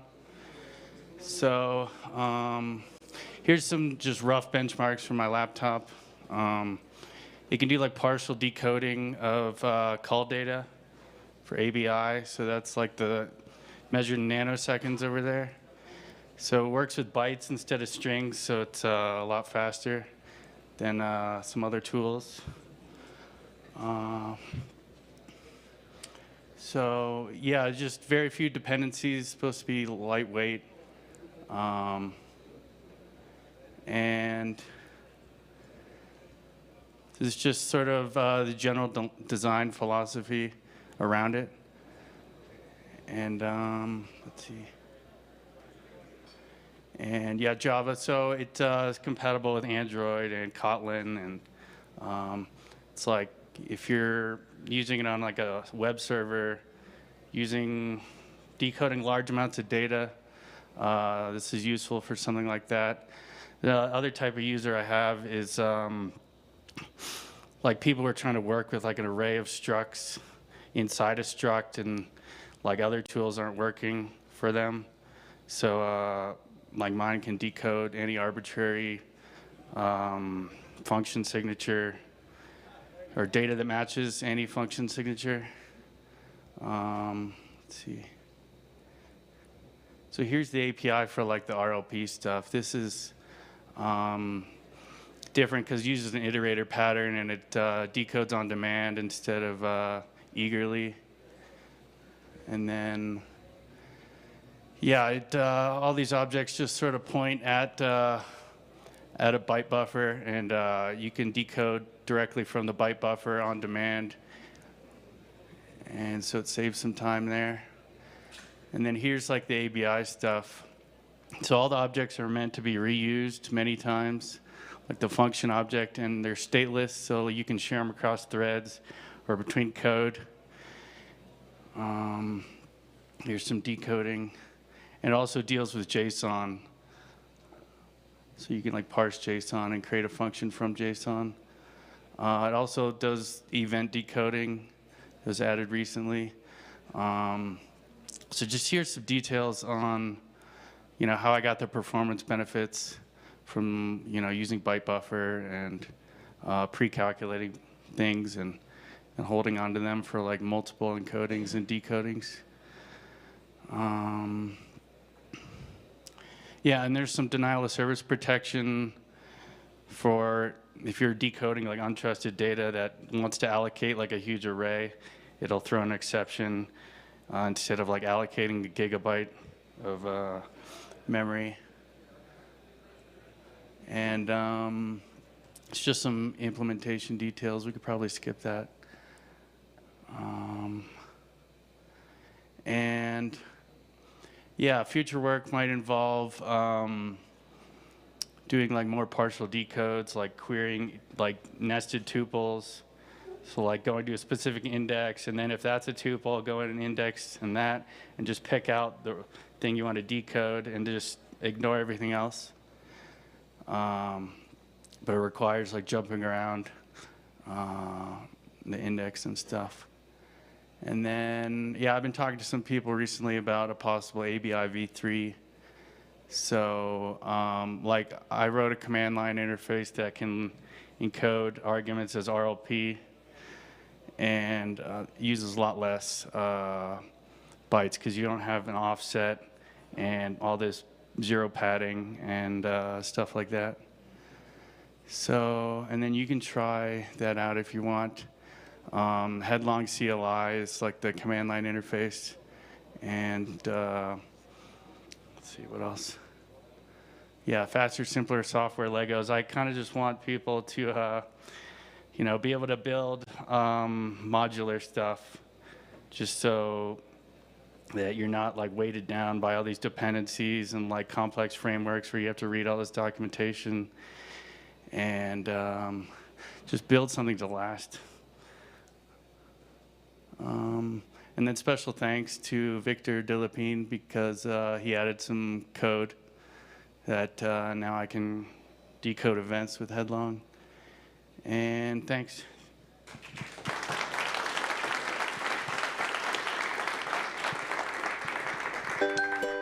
Any questions? Or if you have any questions.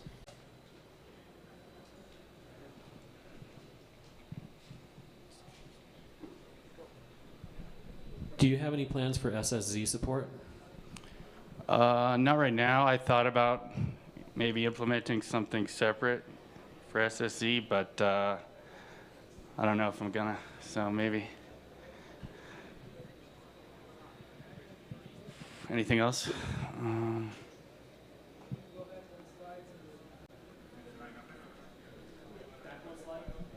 Can you go back one slide or two? I think it's. No, I don't know. It won't let you go back? Okay.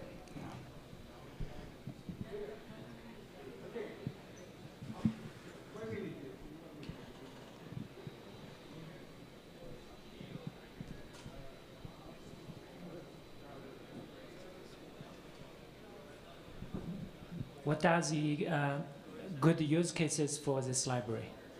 We're doing analytics. Started using it for like ingesting large amounts of data, so they can put it into databases and like query it. So like if you have a lot of historical data lying around, you want to decode like huge amounts of it and gain insights from data and stuff. Otherwise, it's just designed to work in every possible case: nested arrays, nested tuples, tuple arrays, structs, and stuff. Okay, any other questions?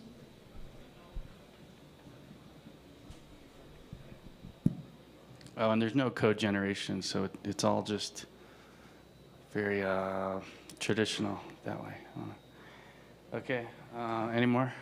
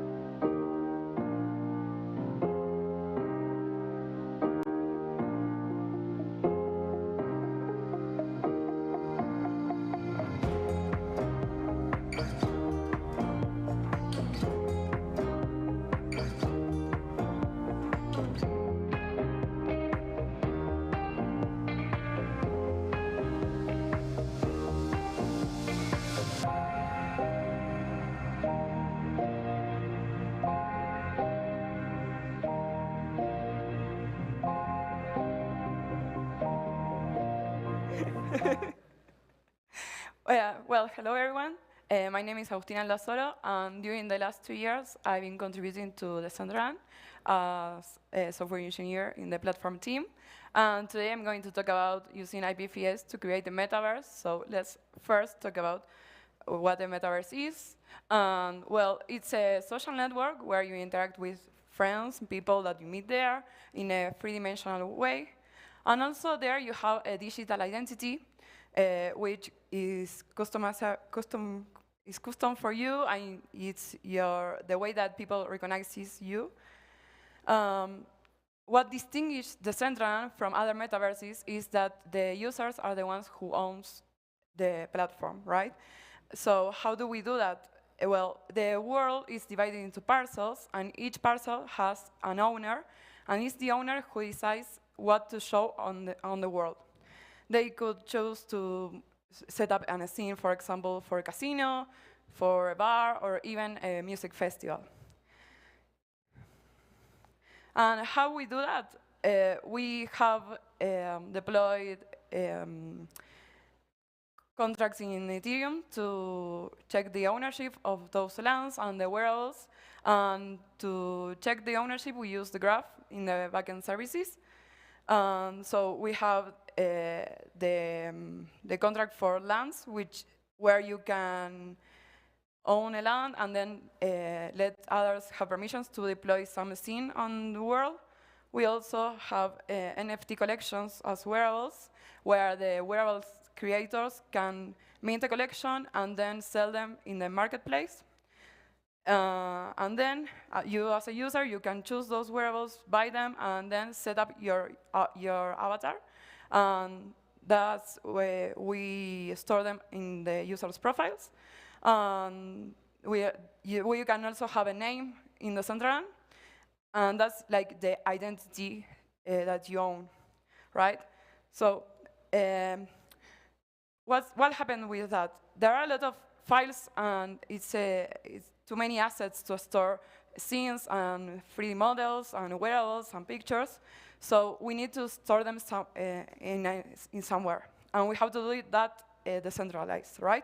So what we have are decentralized servers, which store all the data that the client needs to run, right?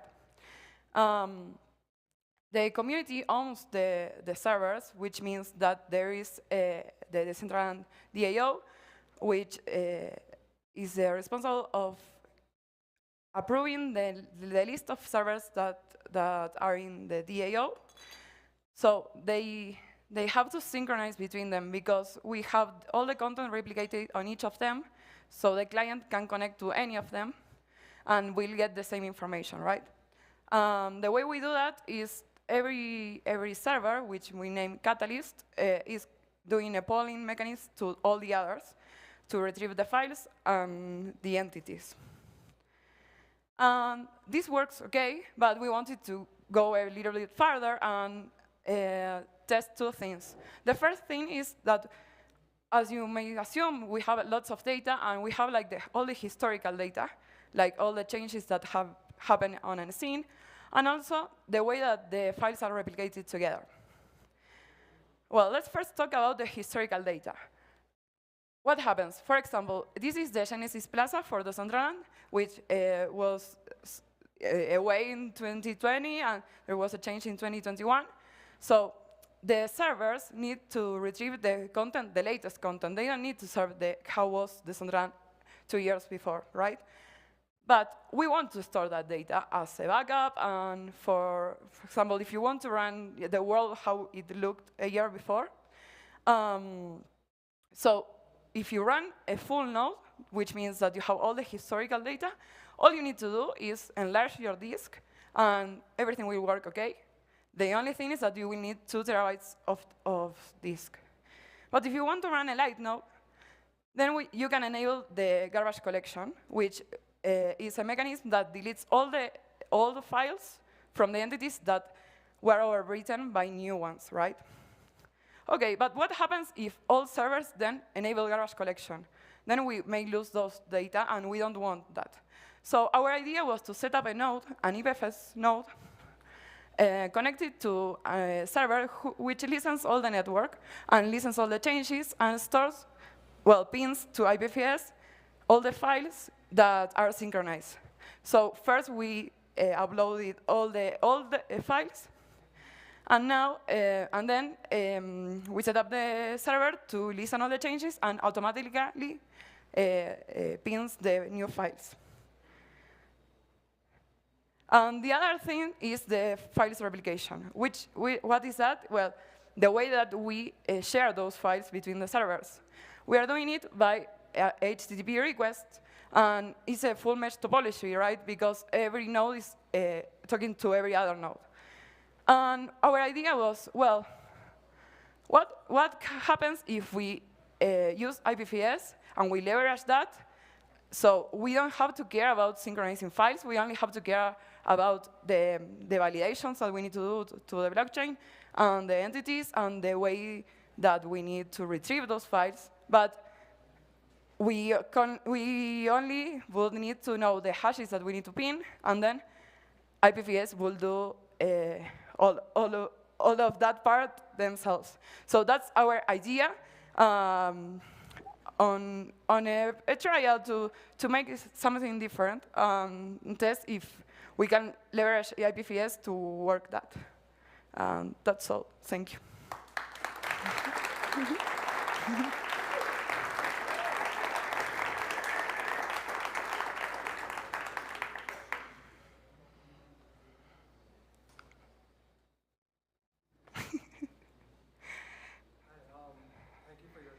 I was just wondering, could you speak a little bit about your decision to use IPFS instead of RWeave for storing historical data? Instead of RWeave for like permanent data to store like historical data.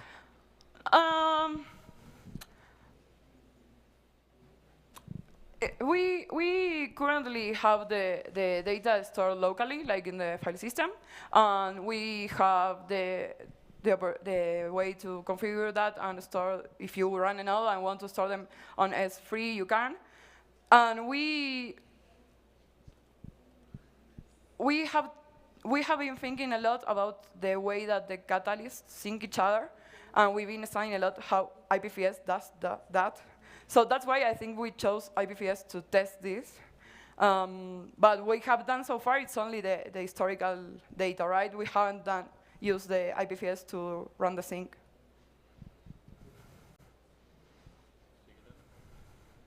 Any other questions? Okay. Excuse me. How do you handle content moderation or cases where like certain content or files might be illegal in certain countries but would be valid in other ones? Well, the way that we do that now is each of the servers has an owner. It's their responsibility to deny list some entities or files or the thing that they need to moderate. So we are not taking care of the moderation ourselves. We're letting the owners of the catalyst do themselves. We only provide the mechanism for them to remove those files and don't serve them. Thank you. Any more questions? Nope. Okay, that's it.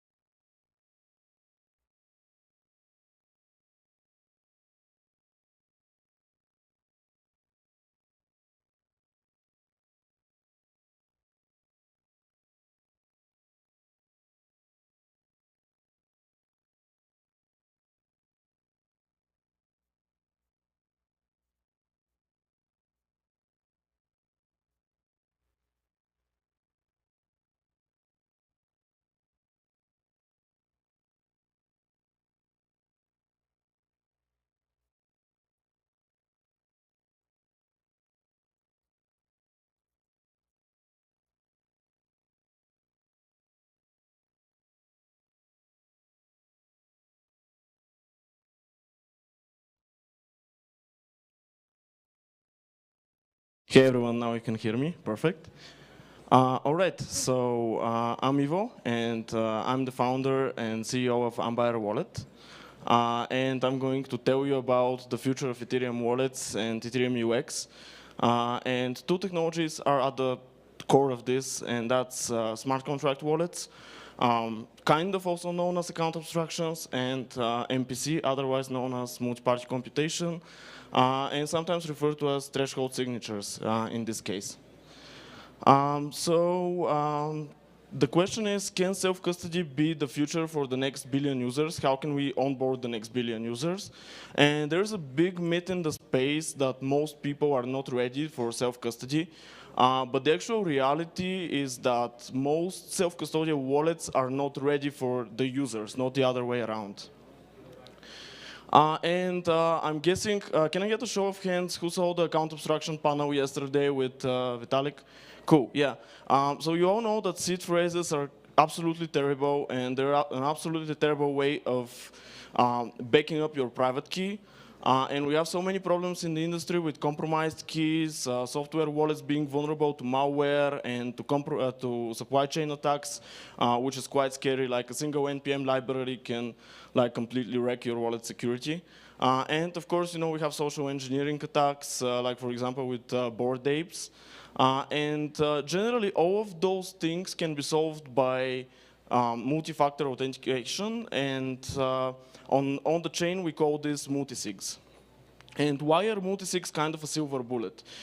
So first of all, by having multiple keys, or you can think of it as multiple shards of a single private key, but it's actually multiple keys. You can actually onboard users without making them write down a seed, and without worrying that they would lose access to their account.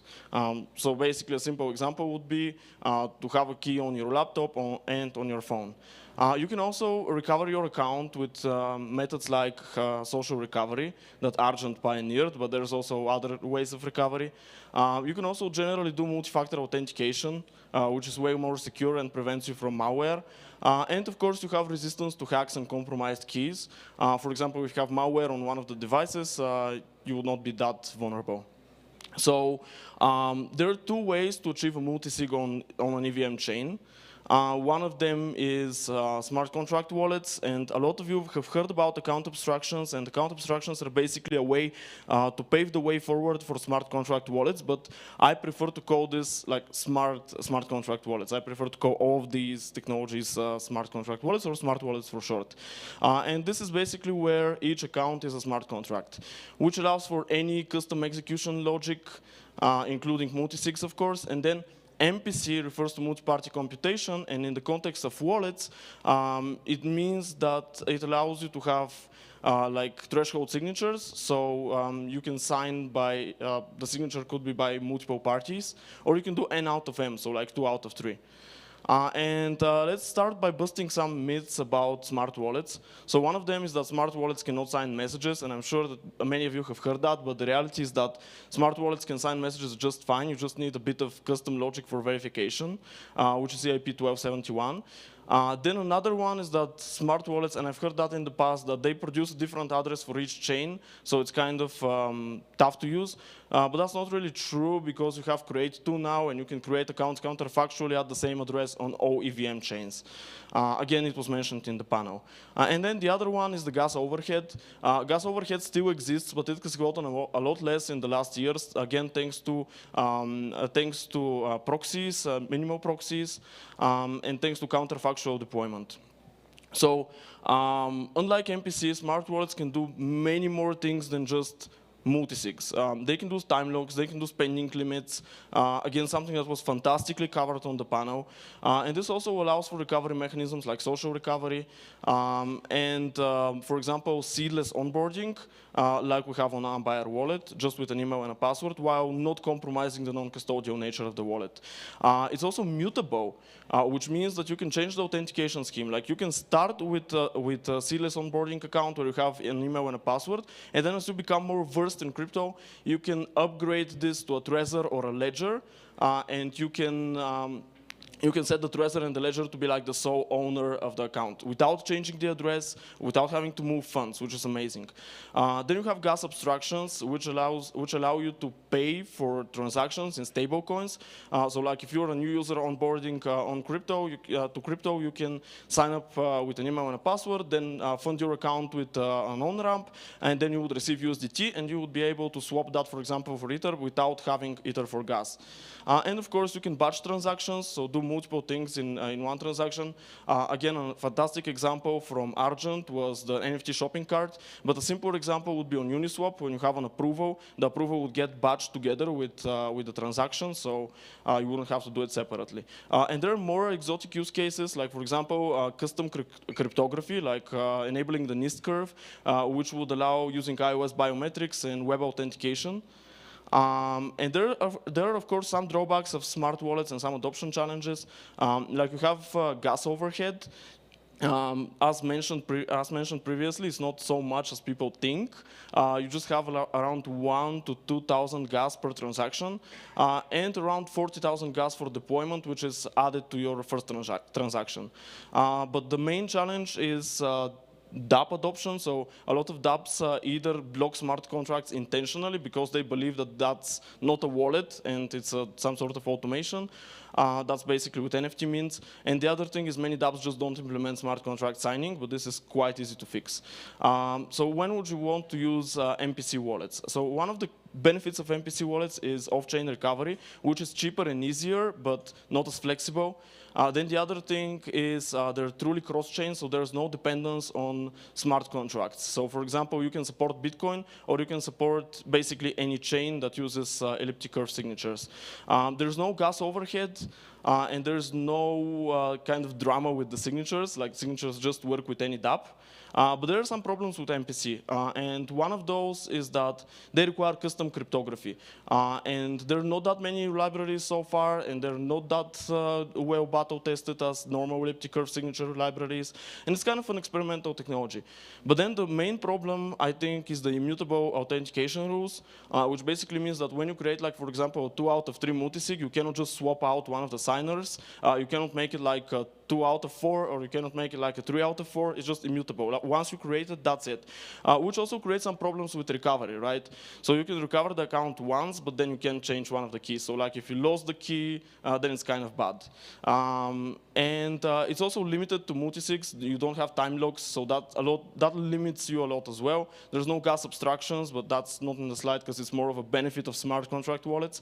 And finally, also a very big thing, you cannot use it with a hardware wallet, at least not before those hardware wallets implement that. Of course, you can argue that you can pull requests to those hardware wallets, but at the moment you can't.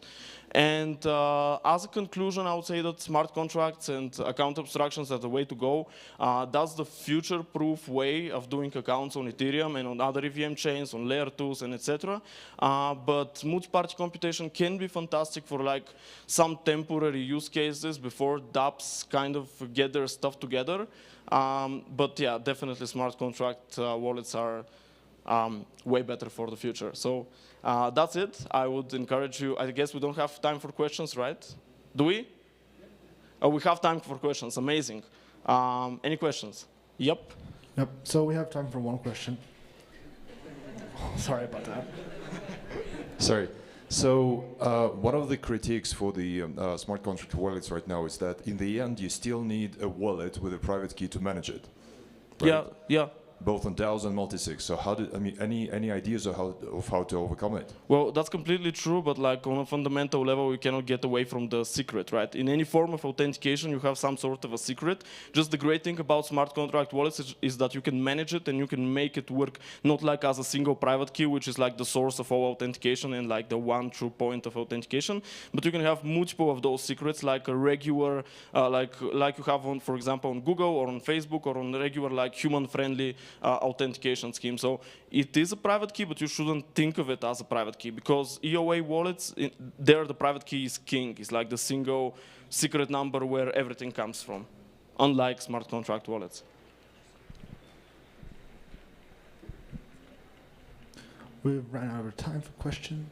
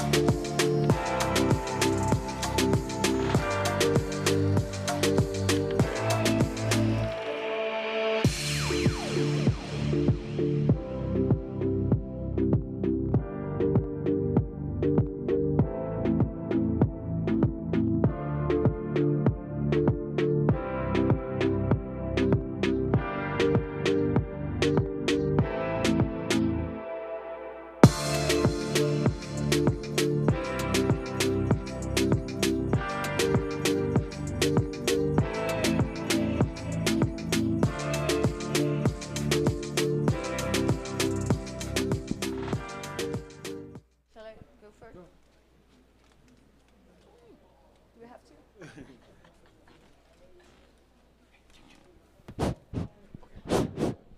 It works. Hi everyone, welcome to the next talk. I'd like to welcome to the stage Changwen Chun. Enjoy his next talk.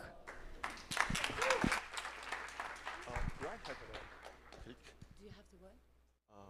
Read your presentation. Presentation. Ah, he needs Yeah. the clicker.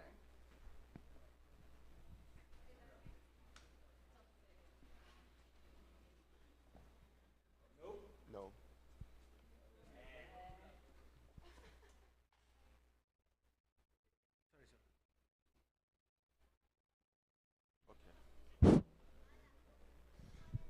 Hola.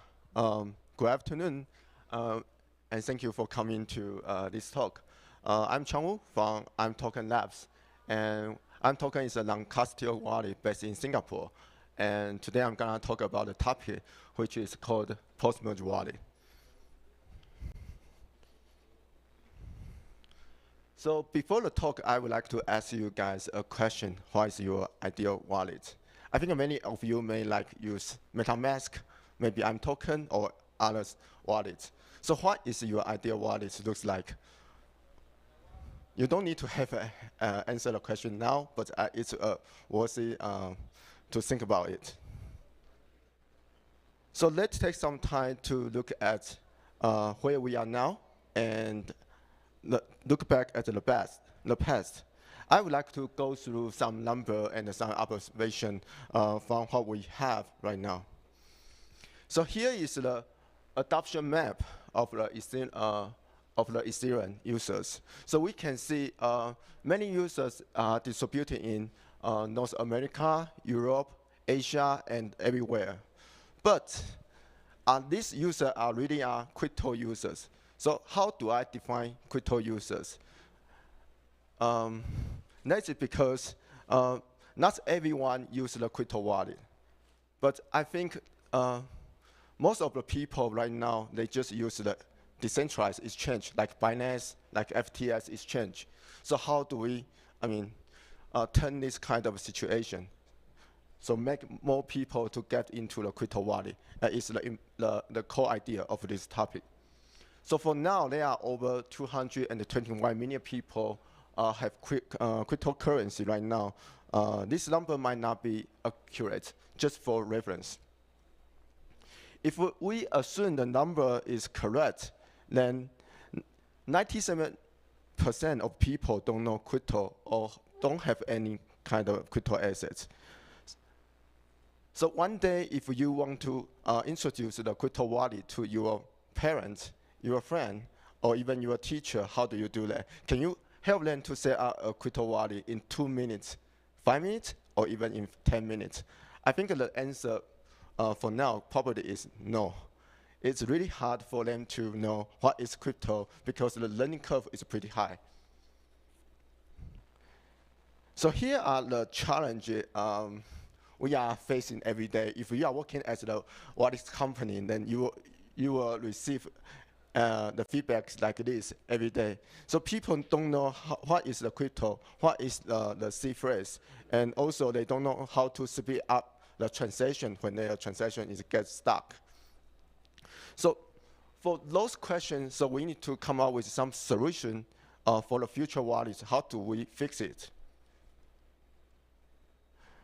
So if we want to make the mass adoption to happen, crypto wallet is an important entry point for onboard Web3 users. Yeah, so we need to fix it. So how to fix it? So let's recap it again. So if we want to rebuild a wallet, then we need to know what the future wallet looks like. So this is a very good question, because if you think about the smart contract developer in 2018 or 2019, at that moment, because they didn't sense or they didn't know there is a kind of attack called NDV attack. So when you design a smart contract at that time, eventually you really hard to defend NEV attack. So that's why we need to know what is the future, and then we need to know how to design the wallet. And so this is a reason this topic called the post-merge wallet. So let's look at the future. Endgame. The concept of the endgame is proposed by Vitalik in 2021. Actually, it's the goal is to scaling the Ethereum for many users, so we can onboard more users to the Ethereum ecosystem. For the endgame, in the article that Vitalik mentioned, Ethereum is pivoting to a rollup solution centric roadmap. What does that mean? It means today we have already seen lots of layer 2 solutions coming up, just like Starnet, Aztec, Uptron, or Optimism. So since if the layer 2 is the future, that means we need to have more data space for the rollup. So how do we have more data on the rollup? So here are 2 ways we can do that. So first, we need to have get more larger block. And the block need to be verified very easily for the line client. If we can do so, then we can have a large block. And that is what Dan Chardin doing. And another approach to do this is how do we make the data smaller?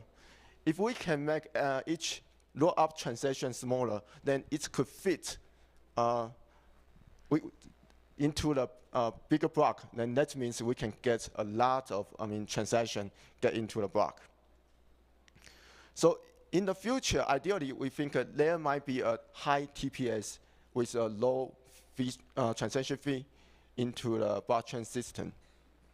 This is important because if we look back at the history of the internet, then we will find this is kind of similar. So when the internet was born, the bandwidth is a scarce resource, and it is very expensive. Not everyone can afford to the internet. With the cost decreasing, then we can see many applications start to growing on the internet. So if you was in 1998, you probably don't think about what is YouTube, what is Netflix.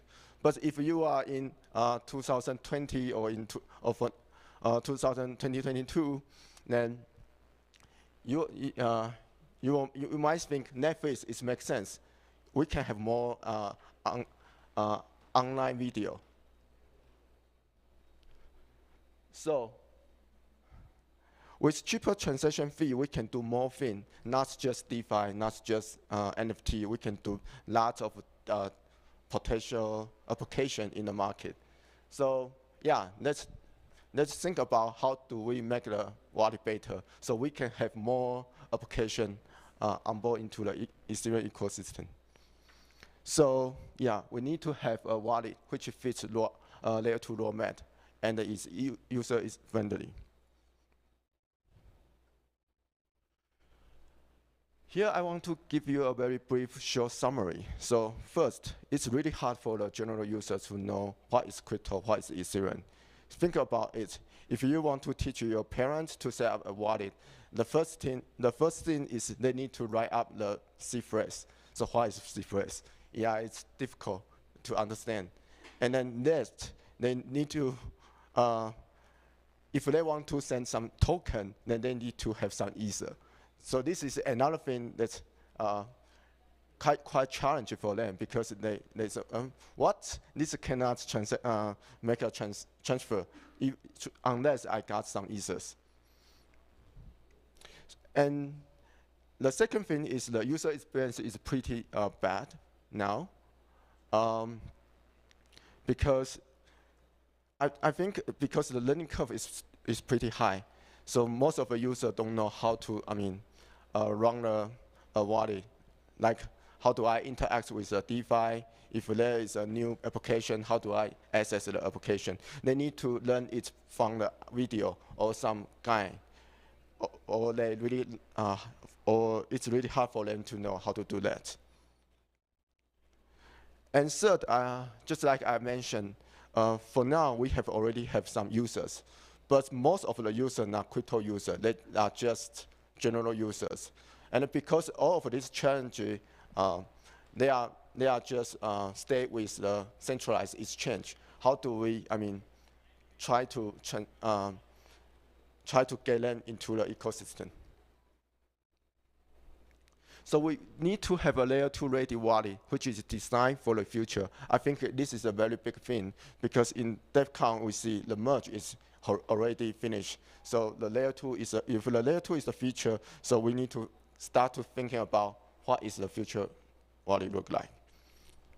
So following is a requirement we think an ideal wallet should have. Yeah. It's overwhelming if you are working, again, if you are working at the wallet company. This is really overwhelming. Every day you will receive users' feedback complaining their token was stolen, or they just approve to some fake contract. So how do we avoid that? Avoid it. And even though there are more important question is, how do we make sure the user's access is safe? And how do we help them to manage their key? So today, I'm not going all of this topic, but I will just focus on the key management and how do we make their account could be recoverable. Here are two solutions. One is MPC, and the other is AA, abstract account. I think the abstract account is a very popular topic during the Devcon talk every day. So you probably might heard about it. But for MPC, what is MPC? MPC actually is a multi-party computation.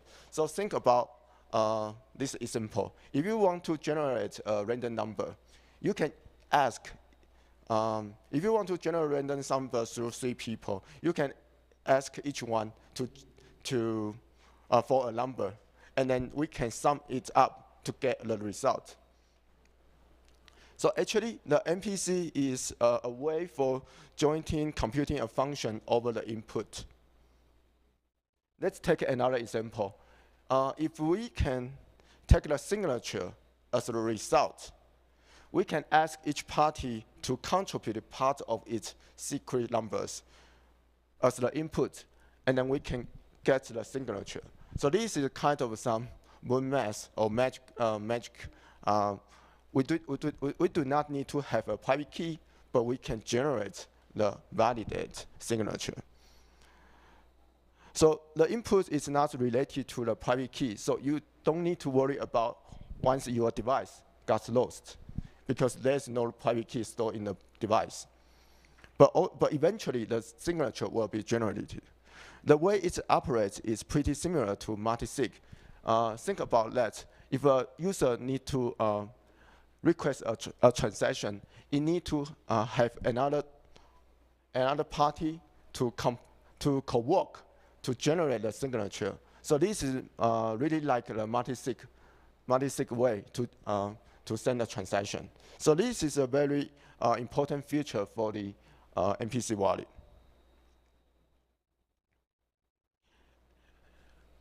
And the MPC wallet looks like an EOA with an invisible private key.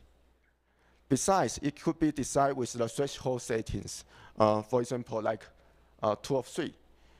So for example, if this is a threshold signature, then we can, if we want to send a transaction, then the device needs to co-work with another device, which is online together to generate the signature.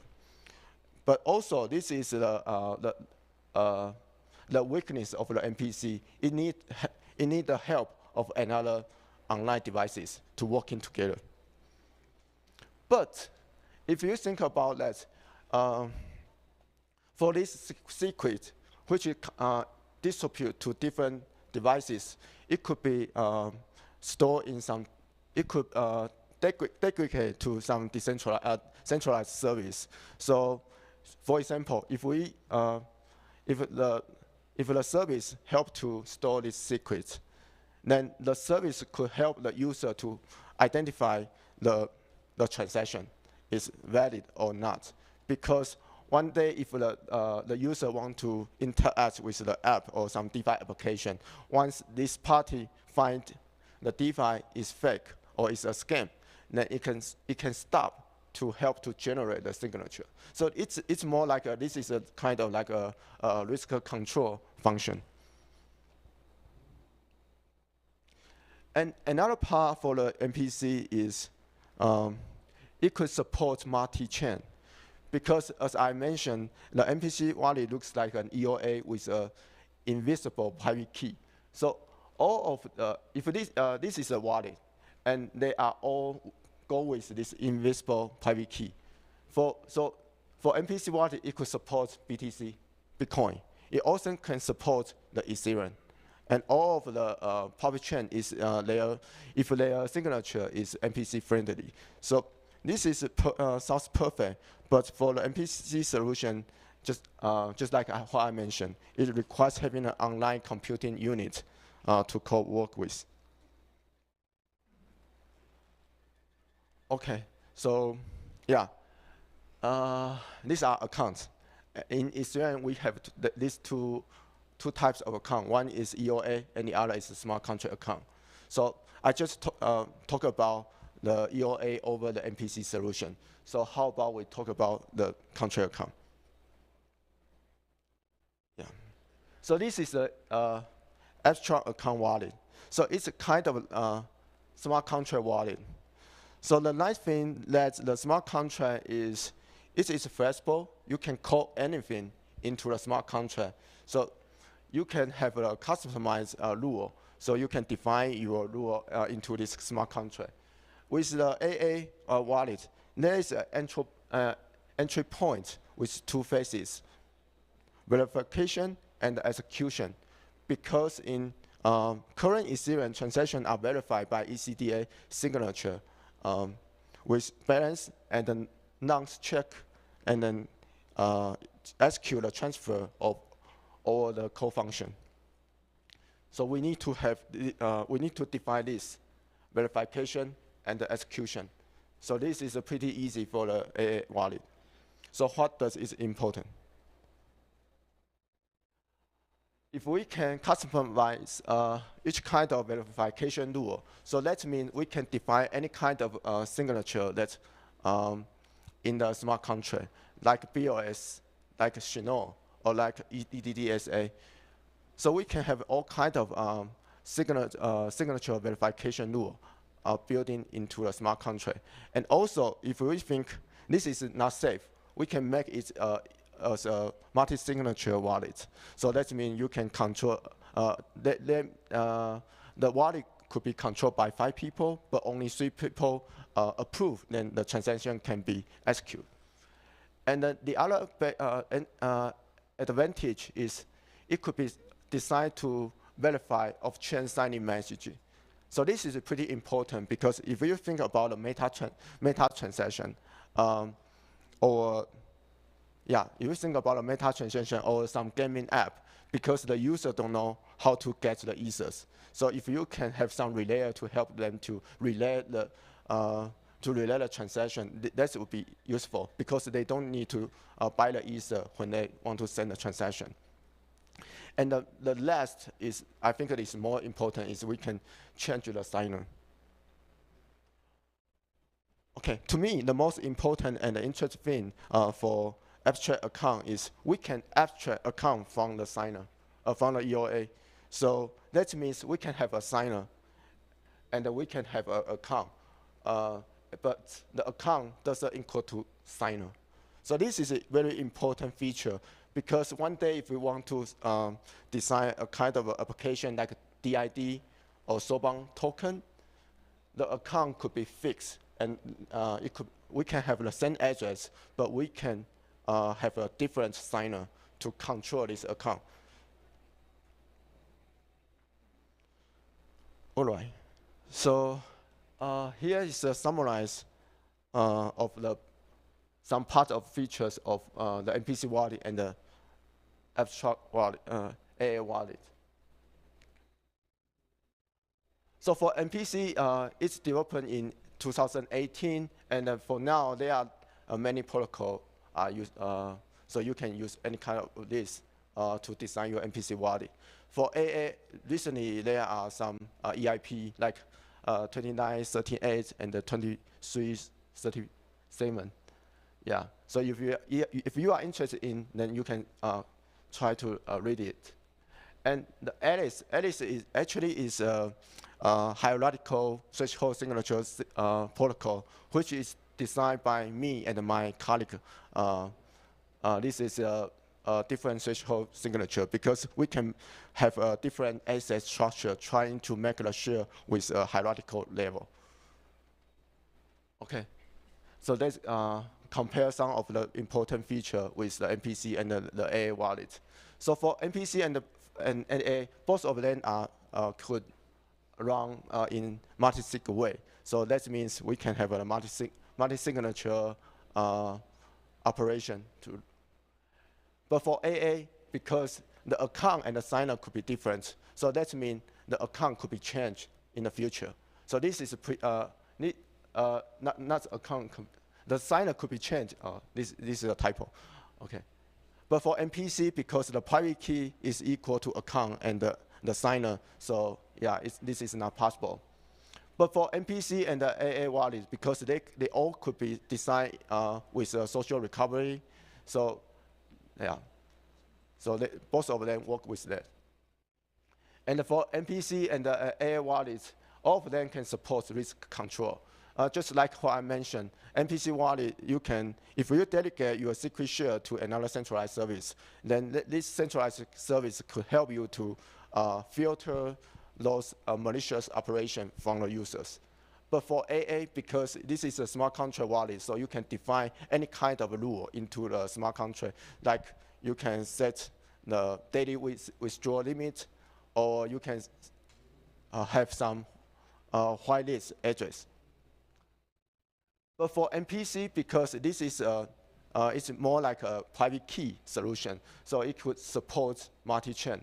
But for the AA wallet, because it runs on the smart contract, so that means if the public chain does not have the smart contract or fins or it's not EVM compatible, then it cannot be support multi-chain. And for MPC, because this is not the smart contract, so it could not doing some meta transaction. So yeah, for AA, it can take advantage of the meta transaction. But for DeFi friendly, I think this is a very, very important point here. So AA sounds like a pretty cool thing, but if you try to look back all of the smart contract developed right now, not every smart contract supports smart contract wallet. So that means only the EOA can control or can interact with the smart contract. And also, another thing is most people do not support EIP 2071. It's an interface for the smart contract wallet. Yeah, so this is, I think this is the advantage of the MPC wallet. So from this table, we can see the pros and the cons of this kind of these two solutions. Shoot. So the next question, can we do better? I just follow the mean from the, it's too much, yeah. Hey, where's Xiaowei? I just saw Xiaowei is here. Hey, Xiaowei. Yeah, we can combine MPC and the AA wallet, so we can design a future wallet. So you can have a wallet like that. If we consider this is a future wallet, then we can have a signer here, and then we can have an account into the smart contract wallet. And also, because of the feature of the MPC and the AA, for MPC it could be run in off-chain, but for AA it could be because all of the operations are on the smart contract, so it should be on-chain. So there are two different features, but I think you can take advantage of this kind of two solutions. And third, because just like I mentioned, MPC need another party to be online to help to co-work to generate a signature, so it should be synchronized. But for AA, it could be asynchronized. But this is not really friendly for multi-signature wallet, because for multi-signature wallet, when you send a request, you need to have another party to sign the transaction. So there is a lot of delay. So at the last, I think if we can combine these two kind of solution, this is a benefit. We can design a future wallet for this kind of application. Like for payment, because for payment, you need to have a very user-friendly wallet. So, and for DID, you need to have an account, have an address, which is sent as an account. Yeah, so we can do a lot of things if we can combine these two kinds of solution. So thank you. This is my talk.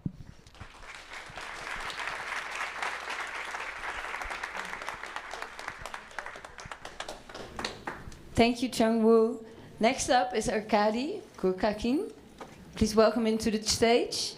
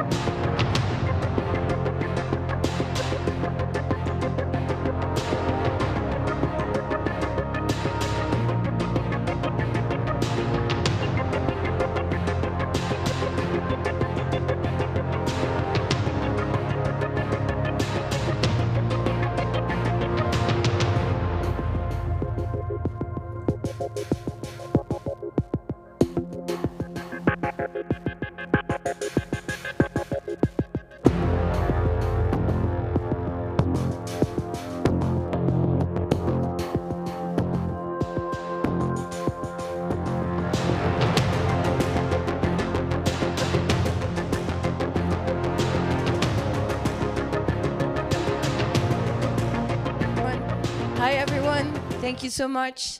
Very crowded this time. Please welcome Arkady for our next talk. Hand of applause.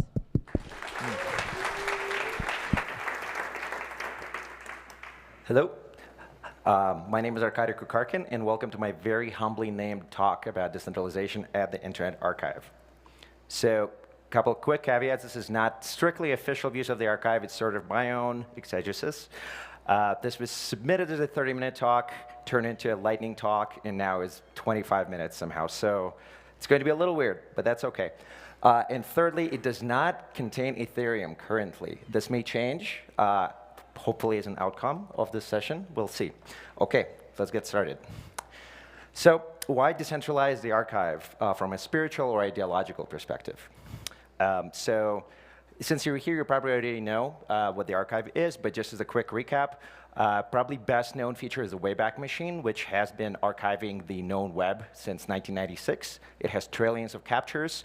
Any given URL you can punch in and travel back in time quite far. Of course, that's not all. Oop. OK. So we have thousands and thousands of other collections, everything from books to film to wax cylinders and vinyl. We digitize it ourselves. We partner with other institutions to preserve their collections and so on. It's a lot of stuff. OK. And we are also perhaps known for our beautiful headquarters, which is here seen in its previous incarnation as a literal church. And inside is our own terracotta army, which, by the way, is, I think, the best employee perk ever. After 3 years, you get a half-size statue of yourself made, and it's placed somewhat creepily on the side of the Great Hall. And within the very same room is actually some of our servers. We also have more conventional data centers, but I think for the purposes of this metaphor, this is a very good image.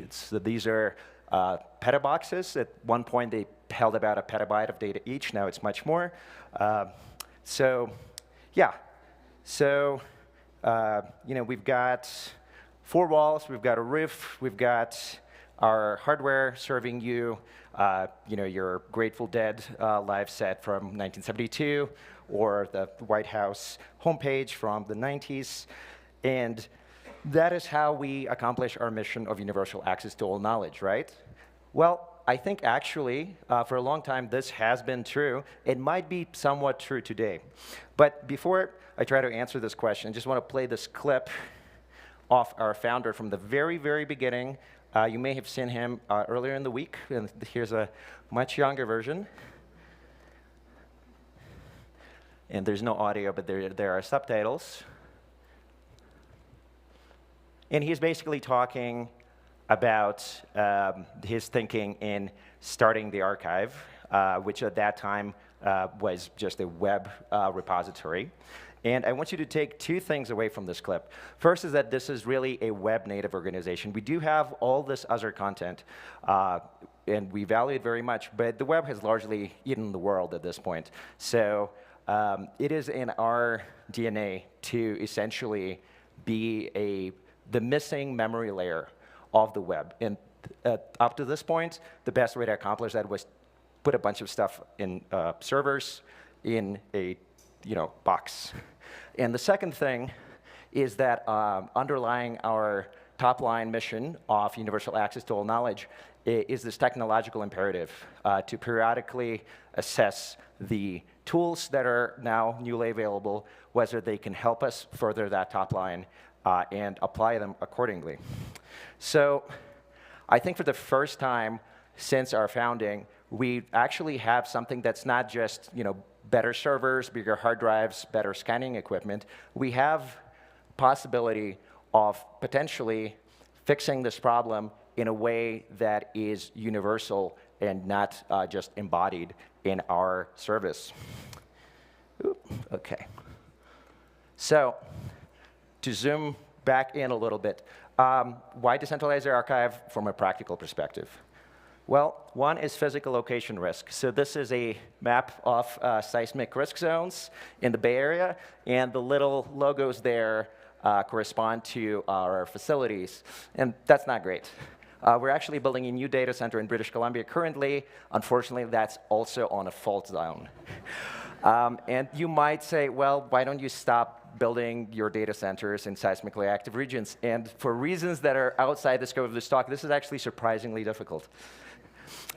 Secondly, political location risk. So we're addressing this a little bit with the Canadian expansion, but as you can see on this map, this is essentially a sort of a weighted index of the democratic quality of various countries. And we're not doing great at it, and it's really trending downward. So this is a real problem for us because we have a lot of stuff that people want silenced. And thirdly, we have pretty significant network bottlenecks. So this is the user signups over time. You can see there was 16 in 1996. That's very cute. And during the pandemic, it just went crazy and has never really let up. So in practice, this means our bandwidth is just totally cooked. We are putting fiber in as fast as the city authorities will allow us, and it's really just not enough.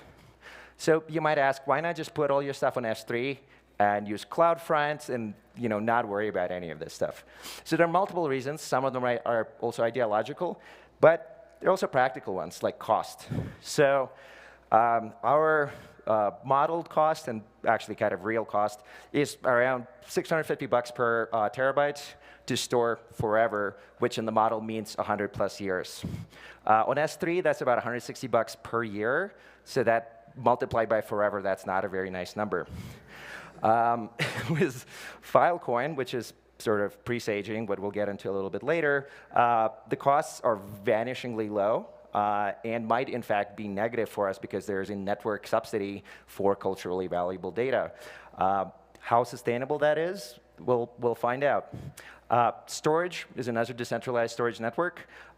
They're sort of a little bit more here and now thinking, so they're competing with S3, and they have a slightly better cost. There's also Arweave, which you might be familiar with as the forever storage solution, and it is expensive. It is quite pricey compared to our model, and I'm a little bit unconvinced about their data availability model for stuff that's unimportant until it is, right? So things that are sitting idle for a very long time, and then because of a political moment or something like that, they suddenly become relevant. So if you have other thoughts, please talk to me and convince me. I'd love that. And there are others I haven't mentioned here. I'd love to talk to Swarm folks, for example. I don't know what their pricing model is. So please, if you're with that team, find me later. And there, aside from all the dealing with negatives, there are also positive new opportunities with decentralized storage and decentralized networks in general, like content addressing, which a lot of them support, which, for example, can allow for transparent link preservation. Right now, when a link breaks, we may have a backup copy. If it's on Wikipedia, we have a bot that will go in and edit the broken links in the citations with our backups. Or maybe if you're an enthusiast, you'll be using our extension. But for the most part, an HTTP link, when it breaks, it just breaks. And of course, there is Web3 forward compatibility as a nice bonus. When the stuff is in a decentralized network and it's content addressable, you can reference it using standard IPFS libraries that I'm sure you're familiar with, and so on and so on. So I'm going to quickly jump into a couple of things that we have working today as steps in this direction, and then maybe come back to the musings about how an actual decentralized Internet Archive might look like. OK, so the first one is the simpler one. And this mostly addresses the bandwidth concerns. And it's streaming media from storage.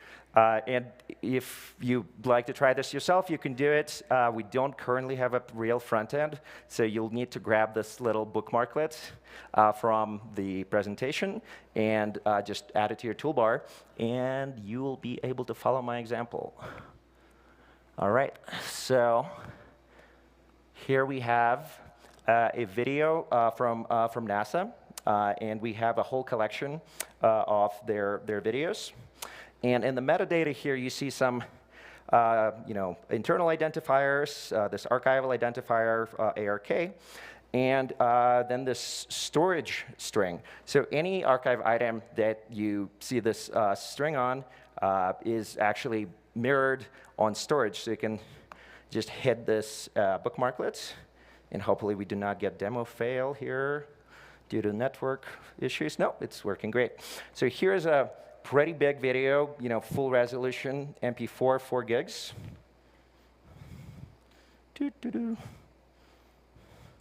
And so oh, actually, yeah, that loaded. That's fantastic. So here we have some wacky astronaut things. And it's, as you see on the right here, it's being served from almost 3,000 nodes worldwide. The way storage works is sort of like an incentivized BitTorrent swarm. It's not quite the same, but the basic principle applies. They use erasure coding and basically pick 88 of the fastest nodes to give you a nice, robust stream without relying on something like CloudFront or expensive edge caching. So let's close that. All right, so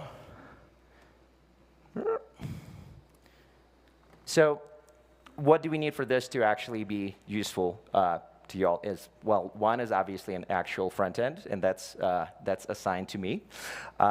We need browser support, because in this case, I was sort of cheating a little bit, because I was actually using an HTTP terminator where my browser was talking to a storage service that was then talking to all these thousands of nodes. It's actually an HTTPS connection to the nodes. So all you need to make this work in the browser in a truly peer-to-peer fashion is self-signed certificate support in a particular context. So if you're with Brave or Opera or another browser that wants to make a play in this space, please talk to me. And lastly, as with many decentralized systems today, there is actually a centralized point of failure, which is the metadata that essentially tells you where to find all the pieces of the file. So we're currently using a storage-hosted, what they call satellite metadata service.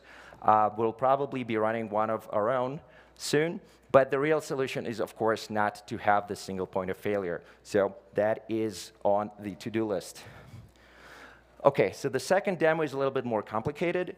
And for it, you might need to have a crash course in web archiving. So the canonical format for web archives is called WARC. And it's an IRB standard that the archive has developed back in the 2000s. And it's basically just a dump of of HTTP traffic between your browser and a given server. And the actual file structure is basically tarball or concatenated dumps of these different crawls. And this is how the entirety of the Wayback Machine works. It's just a bunch of these giant files that are HTTP dumps and some index data that tells you what offset in the file to read. And out comes the web page. So let's see. Ooh. All right, so I'm going to go back to the demo here. So here's an example of such a work file. And it doesn't look like much here, because this is sort of internal use. If you open this up in a different front end, you'll actually see the web pages. But this is kind of what, how the sausage is made internally, just these files. And we have, again, in the metadata fields, we have these identifiers, identifier CID and COMP. And these are identifiers within the Filecoin network. So we've been storing a lot of these web crawls. This particular data set is our inauguration, pre-inauguration crawl. So every US presidential election, we capture the entirety of the .gov domain and associated things before and after the administration change to see how the politics reflect in the reality of the government web. We're using this data sets as a test bed because it is in public interest, and it is also not copyright encumbered, as US government data generally is. So we can pull up, oops, actually this one. Just grab this identifier here and go to a Filecoin network indexer. So to avoid demo fail, I've actually pre-filled this, so I'm not going to breathe on it so it doesn't fall over. So here's that content ID, and it's found at a couple of peers where we stored it. So we can map this peer ID to a miner ID here. And let's see.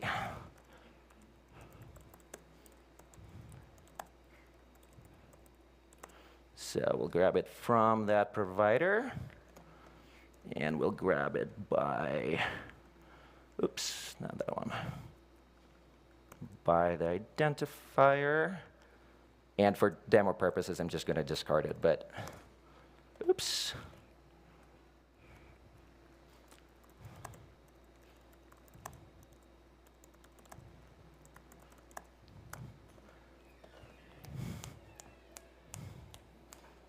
All right, fantastic. So here we are retrieving the kind of bulk package from the Filecoin network. So at the moment, we're sort of treating this as just a dumb blob. So it's being stored on Filecoin as essentially another copy. We have a couple of internal copies, and this is a third sort of cold storage thing. But things can get a lot more interesting. So we can take a look at some other tools in this space. OK, it looks a little weird at this resolution, but here we have a capture of the devcon.org site. And this tool, it's not an Internet Archive tool, but it's sort of affiliated. And here we have made a capture of the site, and we can store it on IPFS and Filecoin through Web3 storage. All right. And now this bundle is a static self-hosted application that provides a view into this web archive the same way that you would get on the Wayback Machine, but there's no server, right? This is just loaded from IPFS, and it has all the nice archivy stuff built right in. You have this timestamp. You could travel back in time if I had earlier copies. You can have the links referenced and so on. So the next steps in the Filecoin work for us are to try to make our captures structured and compatible with something like this, so you don't actually need our servers to interact with this data. So, all right. And beyond that step, there are a few things we need to actually make this work for real. So one is actually encryption and ACLs. You might think of sort of public good information sets, such as our collections, as being essentially open. And that's generally true, but because we capture from the open web, and some of our collections do come from sources where just so much stuff goes in that it's very hard to do diligence at ingestion time, there are opportunities where things do require a certain degree of access control in case of legal action or something like that. There's also kind of a broad concern about data mining of these sets. So we seek to primarily support users and good faith researchers, but there is a broad spectrum of use cases that go from kind of white to gray to black. And the most, two most important things is indexing and metadata. So right now we're able to store this bulk data fairly well. We've spent about a year on this, and it seems like kind of a simple thing, but at the end of the day, it turns out not to be. But the thing that we don't have a solution for right now is the index. Because we have, as I mentioned, trillions of captures in the Wayback Machine. We have billions of other objects, and you can't put that stuff on chain, right? And it has to be discoverable somehow. So I'm very open to suggestions from the audience after my talk on how we can attack this. And the second most important thing is scale. So we have hundreds of petabytes in our collections at the moment, and that's a lot of data. I think most folks here who work in on-chain things, you're probably dealing with things that are at most a few megabytes, right? It's really not that much data that we're used to dealing with in the blockchain world. And we've got tons and tons and tons. So that's something that the Filecoin team has been very supportive of, but we are just getting started. All right, and I think that's it. I guess the question I leave you with that goes back to the beginning is, can the web have a memory? Not just Web3, which is already somewhat set up for that, but all the web content. Because we value culture that is not just this narrow domain that we inhabit. We value all culture, right? So how do we preserve that forever? Thank you.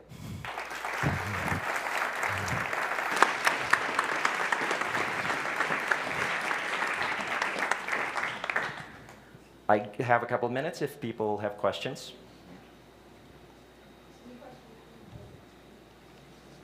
Are there any questions? Right here? So when you're archiving the web, very often web servers differentiate what content they serve depending on the IP address from which you ask.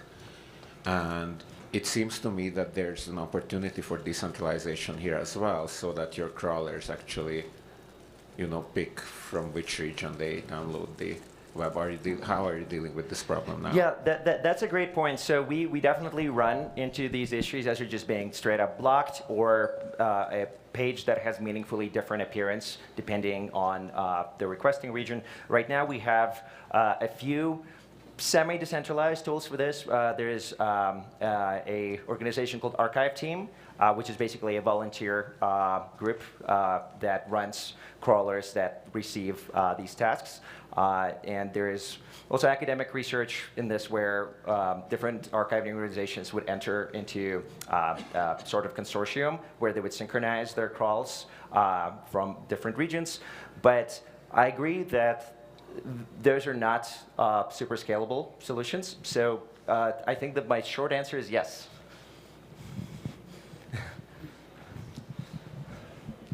Thanks for the talk. How do you deal with takedown requests, like DMCA takedowns?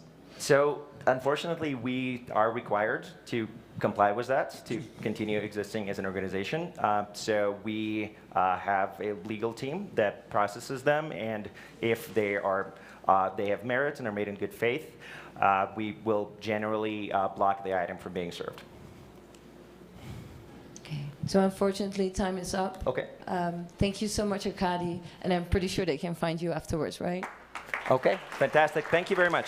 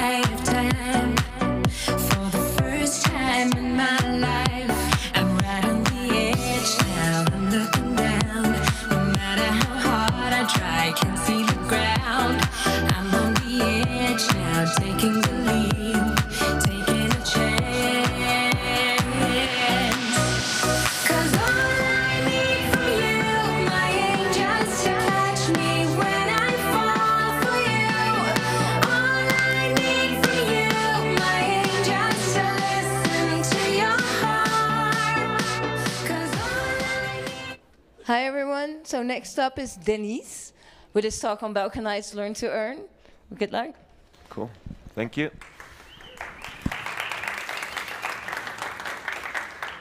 Hello, everyone. Hello. Welcome to my talk. Thanks for coming. Welcome to my talk, Balkanized Learn to Earn. Okay. So let's start with some universal truths that we can hopefully all agree on. Number one, some countries are poorer than others, and frankly, some countries are probably just poor. Often we call them developing countries. Number two, although markets have been doing not that great lately, I think some of you might still have made some money. Number three, some people, or if we're being honest, actually most people, especially in these developing countries, they're lacking awareness of this whole Web3 space. But at the same time, we need more Web3 literacy, and we actually need more Web3 developers. So now let me actually introduce myself. Hello, GM. Buenos dias. This is me. Hello. My name is Denis Vučković. I was born in 1988 in former Yugoslavia, today's Bosnia. I moved to Germany in '92 at the beginning of the war. Lived there most of my life, and then 2014 I actually moved to Switzerland for a PhD.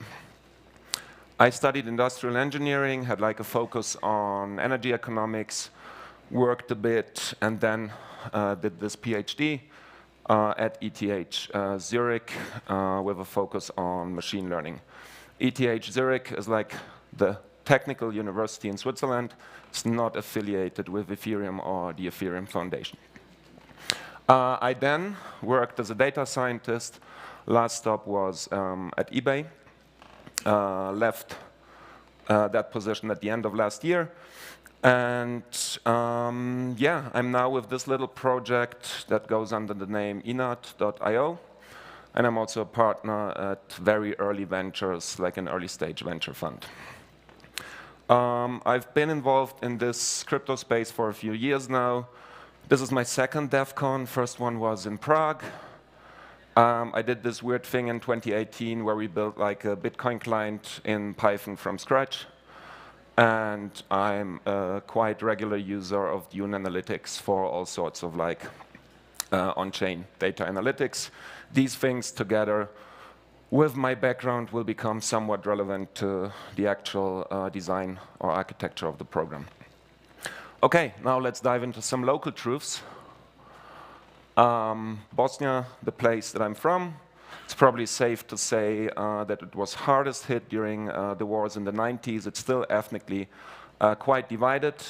Youth unemployment rates are quite high. I think until recently the numbers were around like 60, 65%. They claim they're lower now. If the numbers are true, then I think it's mostly because people are emigrating to the West. And at the same time, the GDP per capita is around 5K US dollars, like 400 USD per month. That would translate into 400 USD per month average salary, which is not that much. Interestingly, if you look at it on a like purchasing power parity basis, it's a factor 3x higher. That basically just means that life there is quite cheap. Students there usually have a strong theoretical basis. They often lack opportunities for practical experience, and when they get practical experience, they often end up choosing like a weird tech stack or some outdated technologies. That's kind of a little bit of my opinion, though. Okay, now let's look into some hopefully generalizable solutions. I am of the opinion that with guidance, incentives, and arbitraging this purchasing power parity, you can achieve quite a big impact, both for these people, but also for our whole industry. What does that mean? guiding, basically telling people what they need to learn and how they acquire these skills. Then incentivizing by mapping this learning, this is the learn to earn component, mapping the learning to some monthly income, and then the purchasing power parity arbitrage, which basically means funneling money from a place where a beer costs 7 euros to a place where a beer is 1 euro. Doesn't mean that people have to spend it on beer, but it's just my personal Big Mac index. And I think through that you can achieve quite high leverage, good type of leverage. So that's the theory. What does it look like in practice? I currently have 8 students in this first batch in Bosnia and Serbia. They're aged 20 to 25 years. They have a background in computer science or physics, either final year students or graduates. They receive 150 euros, or US dollar, per month per student. They're supposed to learn like a machine learning track, blockchain training as well. The learning is outsourced. I'm not doing that myself. I think I'm lacking the patience for that. But the projects are in-house. I'm making sure that they learned what they were supposed to learn. The expected duration is like 9 to 12 months. Currently, they're about to enter the 3rd month. For more information, you can see inart.io/scholarship with a few funny pictures. And only quickly, let's look into the curriculum or the timeline. What are the students actually learning? I mentioned they usually have a computer science background. They did some Java, maybe some JavaScript, some front-end development. They're then transitioning to Python, mastering the libraries that are essential for data science and machine learning, NumPy, Pandas. Then, first level, we're actually doing machine learning. And because every data scientist or machine learning engineer ends up spending quite a lot of time with SQL, I make them use Dune Analytics to actually work with real-world data, which is quite useful for me as well because I don't have to host any fake data. And then eventually in the next modules or levels, the students will be interacting with a Web3 Python library. I'll make them do what I had to do, like re-implement Bitcoin from scratch in Python. And then eventually we'll be going into smart contract development. Okay, what's next? Kubernetes. Well, a minor point, it would be nice if we got like some more crypto native remittance. Currently it's still Revolut, TransferWise, but there's just no local economy for the students to do anything with USDC, Ether, or whatever. Big question is, what is this becoming? Will this be an education Ponzi, or will there be like income sharing agreements at some point to fund next generations? All open questions. But the most important thing, and that's kind of why I'm here, is to spread the word and make people that are interested or in a similar position copy pasta, not just code, but maybe even this type of setup where you can guide and incentivize and support people in other places and hopefully push them into this Web3 space. Big vision, it's written here, it's years, decades, centuries, maybe away, who knows, maybe not. Yeah, that's it. Thank you.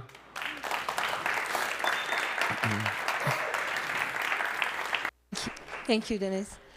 So I think we have time for one question. Are you okay with that? Sure. Anyone wants to ask Dennis a question? Yeah.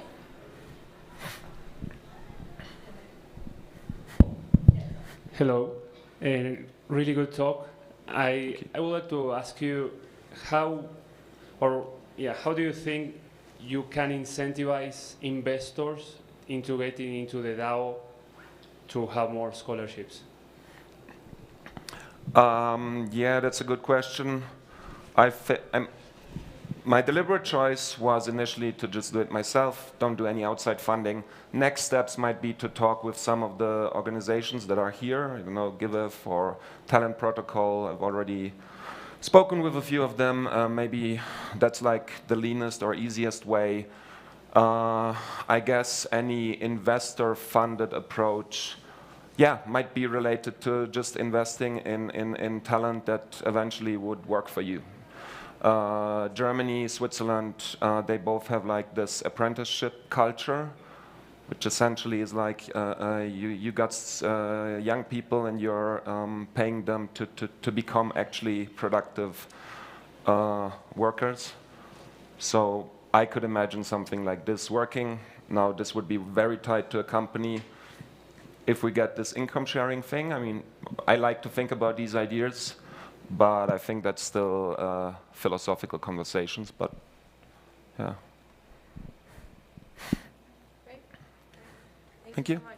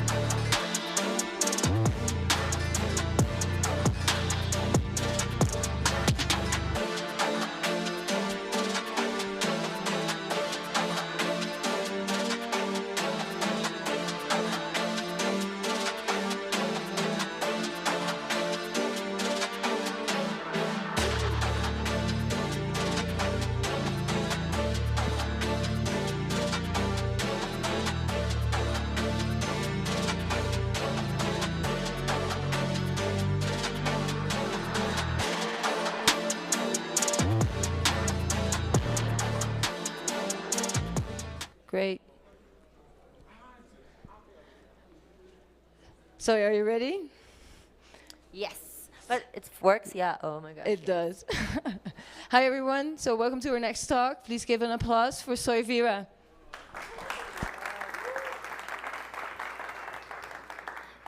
So first, welcome to my country. I'm the first female NFT artist from Colombia, so I'm super happy seeing you here, drinking guaro, you know, dancing a lot. I know there are like a few girls, but if you want, I can introduce you to my friends. And today is Friday. I know many people like are hungover like me, but let's get it started. So since I was a little child, I have been like super curious about life, about everything. And like my manifesto talks about that when you are connected to your soul, you can shine brighter. And we are all connected by one single trace. So that's my art, that's my manifesto, and that's me. And when you paint in one single trace, it's because life is ephemeral. And you don't know like how much time you will be here on Earth. And when I paint in one line single trace, you just like start drawing, and then you just finish, and you are like, this is horrible, this is amazing, I like it or I love it. So for me, that's life, you know. You need to be passionate about what you do and just express all yourself, you know.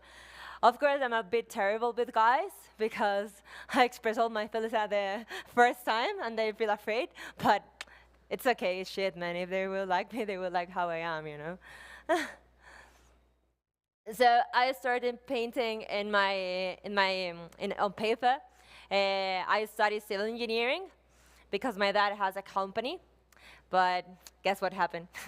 I didn't continue with the company, and I started just like, with my dream. So at that time, I didn't have money for buying an iPad, so I just started painting on a paper. I scan it. I use an app that is called, in my phone, that is called Pic Collage, and then I just send them in a JPG. And guess what? Like when I started selling for $15. When I arrived like $100, people were asking me like, "Hey, give me a certificate of authenticity. Like this is really expensive. Just you send me a JPG." I was like, "We're in pandemic. Like it's more expensive. Like sending you my like the artwork than like the shipping was more expensive than the artwork than paper." And the 15th of March, my life changed forever when I became the first female NFT artist from Colombia. People sold this NFT the 11th of March of 2021. So I'm like in the wave of people, you know. But the funny thing at that time, like, you know, I'm Colombian, like I speak Spanish, I love salsa, and they were not like, there was not information in Spanish, like nothing, and like few information in English. So when I speak and I give this conference to people, like, fuck, be curious, you know? Like, life is that. So this is me, like 1 week ago, Bloomberg, I appeared on the Bloomberg list of the 500 more influential people in Latin America. And I love that, not because, oh, I'm in Bloomberg list. No, because I say people, hi, look at me, I'm an artist. I don't use like, you know, like formal clothes to be here. I'm just like connected to your soul. I inspire people, and that's why I'm in that list. Also, one of my NFTs went with Jeff Bezos to the space. I make the NFT of the women football championship. I'm a global ambassador. I was in Times Square, and I'm going to be in NFT London speaking. If you are going there, I will be there. I've been in 40 countries. Thanks for blockchain technology. Like, I love you, know, Vitalik. He changed my life. So, like, even he dressed like not fashion. I don't care. Like I love you. Thanks for changing my life and changing the life of many digital artists. So, again, my manifesto. If you are connected to your soul, you can shine brighter. And my invitation to you is just be you. Just shine with your soul. Just know who you are, and that's the path. That's the way. Again, my phrase, please, again, take a picture. That's the message I want to spread in the world. And also, I also loved blockchain technology, you know. So what is the difference between this and this? It's art. It's just a medium. So when I give the conference to not crypto people, I'm like, this is art. What is happening right now? Art reflects what happened in society. So how I can change this? Can you help me? Bah. Can you change it? No. So I enter into this world because I realized that art reflects what happened in society. That's the phrase you need to say to the people when they ask you, what the fuck is an NFT? I don't understand that shit. And you say, I reflect what happened in society, babies. So then I start telling about the history of art, and in this period of time, in the Middle Ages, if you see, there's like a lot of religious art, and it's because at that time the church want money, and you know how they ask people to get them money? With paints, it's if you don't do this, you will go to you won't go to heaven. So give me money, and voila, they use art to teach people. Then in the Renaissance, you know, why the Mona Lisa is so amazing? Because Leonardo da Vinci was super intelligent. No, because at that time, studying anatomy was a must at that time. Why? Because in my phrase again, I reflect what happened in society. I'm inspired, sorry. Now the center of the universe wasn't God, was a human being. So they start studying anatomy, you know. Then at this period of time, Impressionism, they created tube of oil. So now the artists have their tube of oils. They can go like out of their like houses, and they can paint. So if you go to Orsay Museum in Paris, what you will see, a lot of landscapes. Again, my phrase, reflects what happened in society. And then Andy Warhol, consumerism, and in the 50s, USA, you know. So he was like, okay, I want to be a billionaire, you know how it was, Andy Warhol. And he have two options: to sell one art piece for like millions of dollars, or sell the like copies of the same, like super cheap. So he did that, like consumerism. Art reflects what happened in society. And then voila, an NFT. What is happening now? Technology. And you know that you're a crypto people, like most of you. So when you mix art and technology, what do you have? Digital art, you know? But when you mix digital art and blockchain technology, what you have? NFTs, voila, that's what's happening right now. So that my invite for you, the crypto people, is please teach NFTs in like in the history of art. And people will like, oh my gosh, yeah, like now I understand this. Because many crypto people explain like, it's a non-fungible token. It's like, what is that shit? Like even I don't understand that, you know? So it's just, you know, like color coins, and then what happened, like pandemic started, everyone lived pandemic. So what happened, everyone made like Zoom parties. So everyone lived like the necessity of technology. Before, technology was only like a tool. So what's the difference between this and this? This was in Christie's in Dubai. Nothing, just a way to show the art. And what is happening again? Art reflects what happened in society. Technology, we're using TVs. Voila. And Hockney is a really famous digital artist. He needs to print his digital artwork in order his artwork have a value. Now, look at me. I have screens. I don't print anything. Like my certificate of authenticity is on the blockchain, and that's amazing. That's like, you know, people tell me, hey, Vida, give me physical things. Like, no, baby, art reflects what happened in society. I won't print you anything, really. Like, I don't like it to do it. And like social networks are anything but social. NFTs allow us to unite and bring a community closer together through everything. So it's like you never think that you will like be friends of this kind of people, you know, but you have a Bored Ape, these monkeys, and now you're like, I have a Bored Ape, I have a Bored Ape. So that happened. So an NFT is not a JPG, it's not even a work of art. It's a key that opens a door. It's a key that opens like anything you want. And like really like social media is not is not social, you know, but NFTs give you that. You can like communicate, you can connect with anyone. If you write to, I don't know, Richard Branson, and Richard Branson will never answer to you, but you have an NFT that Richard, like the same community, you have more like possibilities he will answer you. So this is an example. This is one of my art collectors. He was like super happy with the Steve Aoki. Oh my gosh, my time is over. I need to finish? Okay, so my friends, and I met a friend because I have an NFT. And what you're waiting for to teach in a really like funny and good way, because we need to teach babies. And again, we're all connected by one single trace, and thank you, I think. Yeah, thank you. Wow, this energy. Thank you so much, Soy. And I'm hungover, you know, like imagine me with a hungover. Unfortunately, we don't have time for a Q&A, but they will find you outside. I'm here. Thank you. Gracias.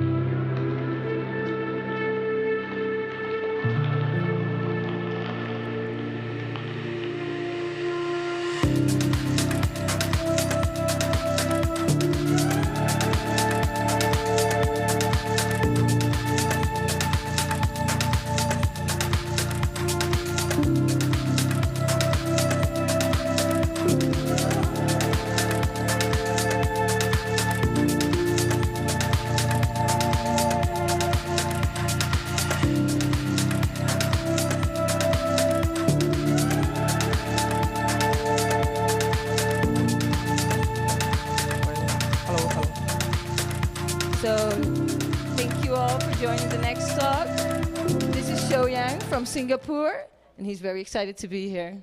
Sorry, now I'm living in Singapore, but I'm Chinese. Oh, you are Sorry. Chinese, I'm sorry. Have fun. Good afternoon, everyone. It's my great honor to be here to introduce building Ethereum community together in China. My partner Hao Yun, for some reason, he can't be here, so I will play his video. Hey. Hi, I'm Guo Haoyun from. Oh, sorry. Hi, I'm Guo Haoyun from East Planet. We are a member of Together. I'm glad to here to share some updates about Ethereum community in China at Devcon. At first, I'd like to introduce Together. Together is a Ethereum-forced community coalition.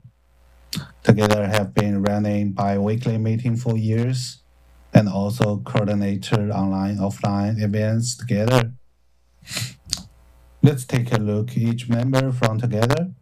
It's no particular order. Ethereum Translation Group, who did amazing work. They took most every updates from Ethereum.org and many important announcements, report from Ethereum Foundation. Primitive Slam did a lot of interesting and in-depth research workshop and seminars. Crypto Tech Night, they shares and discuss the topic of blockchain on Twitter Space. ECN, they have rich products like website, podcast, newsletter, and they also have many education products. They will launch new website soon named Is Gift. Gitcoin China, they are mainly promote Gitcoin events and update newsletters for community and help more people to get into the Ethereum. Rebase did various blockchain topic events and technical workshops. DAO Square is a platform of DAO incubator. BTCU, they are linked to various universities, students, to help them study blockchain. And its planet, we are mainly organize offline events, and I'm also leading a support team from this planet. The support team will give help and guidance to help more people and community to participate in building Ethereum. This includes mentoring, operation, designing, organizing events, and so on. The planning, which I think they are one of the best Ethereum community in China. Yan will introduce more information to you. Thank you. Yan, please. Thanks, Haoyun's wonderful speech. Now let me introduce deep learning. Yeah, it's my great honor to be here to introduce deep learning. We are a developer community in China built May 2021. We are designed for developers to step into blockchain development, where they can learn DeFi, NFT, DAO, crypto projects. Our version is that we could not only give junior developers a feasible and easy to use blockchain deep learning roadmap, but also present advanced developer with a platform to communication and cooperation. I wanted to emphasize that we are a non-profit organization. Our core members are driven by interest and passion. Yeah, you can see we have gained more than 3,000 stars in our GitHub and 2,000 subscribers in our YouTube. Yeah, welcome follow our Twitter too. Yeah, our community has 3 parts. Yeah, the most important part is our GitHub. Yeah. We have basic task and a project task. Basic task is tell you how to use Web3, Web3.js, Ether.js, hard-hat, like Chainlink, Graph, IPFS, and other layer 2 solution. Project task, we will do some code analysis on classic DeFi projects like Uniswap, Curve, Ivy.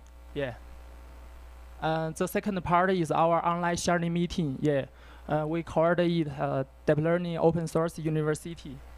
We encourage our developers to do a technology sharing every weekend.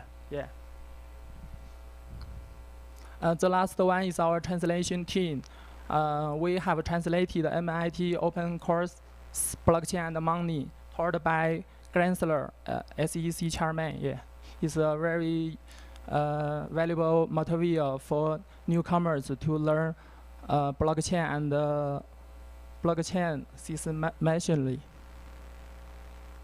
Okay, this is our GitHub task. You can see. Yeah, we have done the basic tasks. Yeah, we also translated the first 20 tasks. There are many tasks waiting for you to finish. Welcome to join us. Yeah, this is our DeFi learning roadmap. Yeah, we follow the finance logic, trading law, derivative. Yeah, to help a new developer to learn DeFi.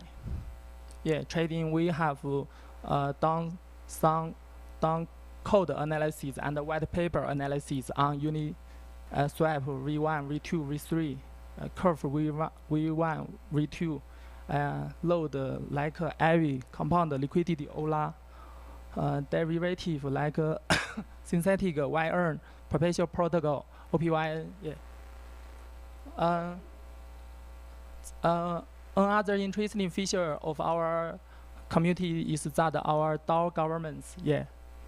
Rule 1 is that who wanted to join us must submit a PR. Yeah, in the early time is 1 time, then now is 3 times now. Yeah, or give a sharing meeting, technology sharing meeting in our community. Yeah, then you can join our developer group.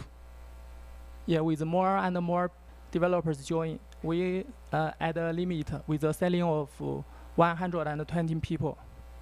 Developer group has the limit, but we also build a communication group where welcome our developers who want to learn blockchain. Yeah.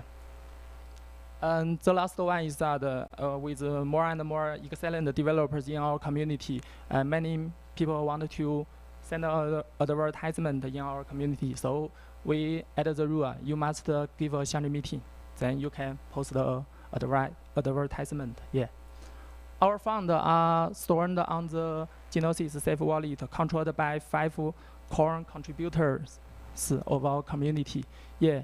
The core contributor must propose to distribute the fund. The record is in the DLIP project. Yeah, this is our sponsor. Yeah. We are a non-profit organization, so our funds are all from Ethereum Foundation grant and Gitcoin grant. Also, there are many Chinese famous organizations donated us. Yeah. Thanks again here. So, if you are interested in our project, feel free to join us. This is the QR code. Yeah. Yeah, you can contact me and Hao Yun. And that's all. Thank you.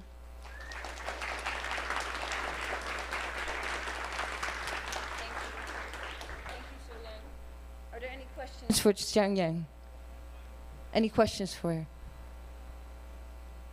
No? No. Okay, thank you so much. Okay, thank you.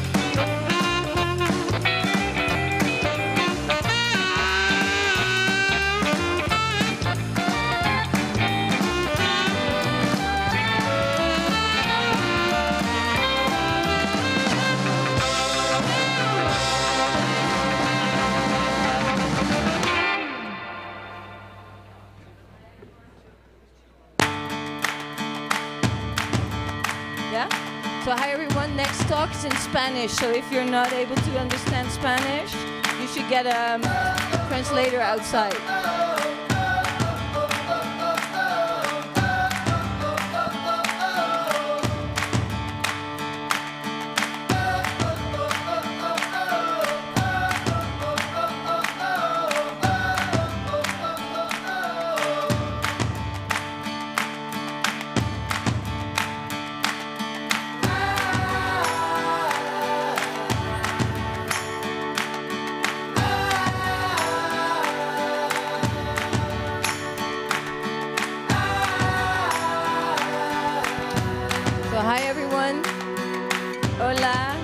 Able to speak Spanish, I'm very sorry, but I'll do this in English. So we're very happy to have Eduardo here with his talk on the past, the present, and the future of Web3 in Latin America. Let's go.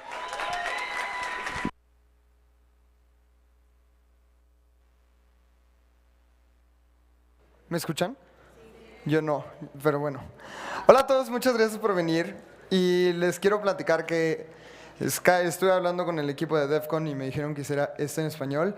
Les iba a dar una cátedra de finanzas y economía que al final terminé cambiando en los últimos 20 minutos porque me di cuenta que no sé nada. Entonces me encantaría hablar sobre el pasado, presente y futuro de Web3 en la TAM.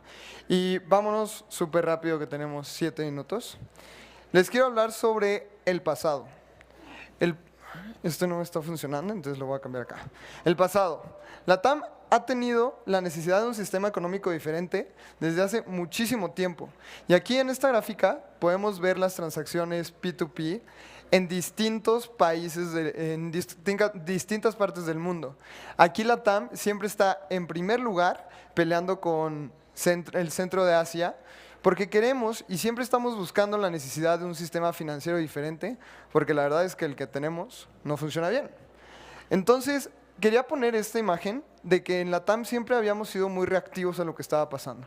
La minería se ponía de moda, en la TAM un año después nos poníamos a minar, hasta que llegaron los builders y construyeron estas grandes empresas. En el pasado, y bueno, todavía presente está Bitso, Lemon, Buenbit, Ripio, Mercado Bitcoin en la TAM. Y al final terminan siendo estas personas. Y podemos ver que todos son muy inteligentes, pero ¿qué tal? Todos hombres. Muchos se fueron a estudiar a otras partes, vivían en otras partes del mundo y construyeron en la TAM. Eso pasó en el pasado porque en la TAM no existían los recursos para construir y aprender y realizarlo todo en el país. Además, gente muy inteligente, pero con privilegios. Parte 2, hoy en Web3. Esto ya es algo mucho más interesante porque en la TAM se está viviendo el movimiento artístico más importante de la década. Aquí estamos viendo cómo ya tenemos crítica política, tenemos expresiones de latinos diciendo yo crezco, yo creo en mí, el arte es importante, y aquí es en donde empezamos a construir como latinos y empezar a construir el sistema que queremos realmente. El Salvador, como todos sabemos, termina siendo el primer país en tener Bitcoin como moneda legal, y esta es una plática agnóstica a blockchain, así que estos son avances que hemos tenido en la TAM y estamos construyendo hoy en el presente. Y este es nuestro gran problema. El problema presente es el Dollar Measure Theory y se las voy a explicar bien sencillo, con esta malteada. Y es que la receta de la malteada es que los países imprimieron muchísimo dinero en la pandemia, entonces hay un montón de liquidez y pensemos en la liquidez como un líquido, como la leche de la malteada. Después Estados Unidos empieza a subir las tasas y da muy buenos rendimientos. Y en todo el mundo, lo hemos visto en Europa, lo hemos visto con el euro, lo hemos visto con el yen, lo hemos visto aquí en la TAM, que la gente en sus países locales está vendiendo sus pesos, está vendiendo sus euros, se los está llevando a Estados Unidos por los rendimientos. Y bueno, quien tiene aquí el popote, el pitillo de straw, es Estados Unidos. Y ellos son los que se están llevando un dólar muy fuerte, que nos lleva a una inflación y devaluación en la TAM. Entonces, las cosas pueden estar mal. Colombia acumula en 2022 la inflación más alta del siglo de este país. El Fondo Monetario Internacional advierte de una inflación sostenida en la TAM. En lo que va del 2022, el peso argentino es la moneda que más se ha depreciado en toda la región. Pero siempre sabemos darle la vuelta. Y como latinos siempre encontramos la manera de seguir adelante y de seguir luchando. Aquí lo podemos ver. O sea, Bitso está encontrando maneras de mejorar las remesas. Lemon Cash está devolviendo con los cashbacks millones de pesos a los argentinos. Y bueno, otra vez El Salvador buscando una manera muy diferente. Y es el primer país que se ha atrevido a tener una criptomoneda como moneda de curso legal. Y vámonos a la parte 3, tengo 2 minutos, así que nos vamos a ir muy rápido. Y es que el futuro con todos estos temas de inflación en la TAM, con los temas de la devaluación, ¿tiene solución? Y sí, si tiene solución, hay que preguntarnos quién la va a encontrar. Y aquí puse un cristal para recordarme que en Latinoamérica existe esto de la generación de cristal. Y es que sí somos de cristal. Porque ellos no van a encontrar una manera de resolver las cosas. La verdad es que no lo creo. Más bien, los de la generación de cristal, que construimos las cosas y conceptos nuevos. También, quienes alzamos la voz de lo que no nos parece y lo cambiamos. También, ¿quiénes lo van a encontrar? Los que no aceptan un no como respuesta. Mario es tester en la Ethereum Foundation y él todo el tiempo está diciendo, es que yo no me puedo dar por vencido porque el merge no hubiera pasado sin sus manos. Y latino, los que expresamos lo que en verdad sentimos. Nosotros vamos a encontrar la respuesta. Y la verdad es que no tengo la respuesta para lo que viene en el futuro. ¿Y si la encontramos juntos? Muchas gracias. Yo soy Lalo, me pueden encontrar en mis redes sociales. Y muchas gracias por venir.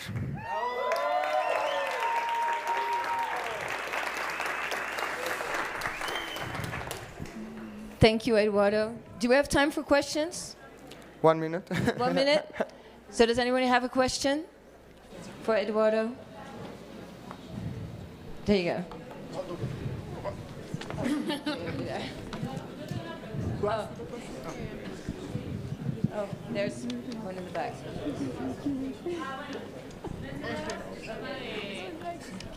Mencionabas un poco el tema de cómo Bitso ayudó con las remesas, pero pienso que para las personas de aquí que no son de México, sería un poco importante también que plantearas cuál es el ingreso de los países latinos que viene de las remesas.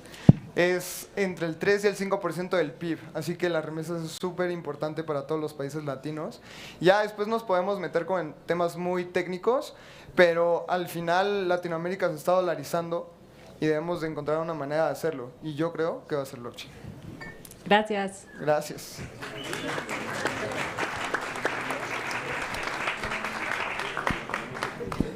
Sí, gracias. Thank you, Eduardo. That was great. Thank you. Let's go. Aquí está el clicker. No me funcionó. Ay, perdóname. Whoops. Sorry, perdón.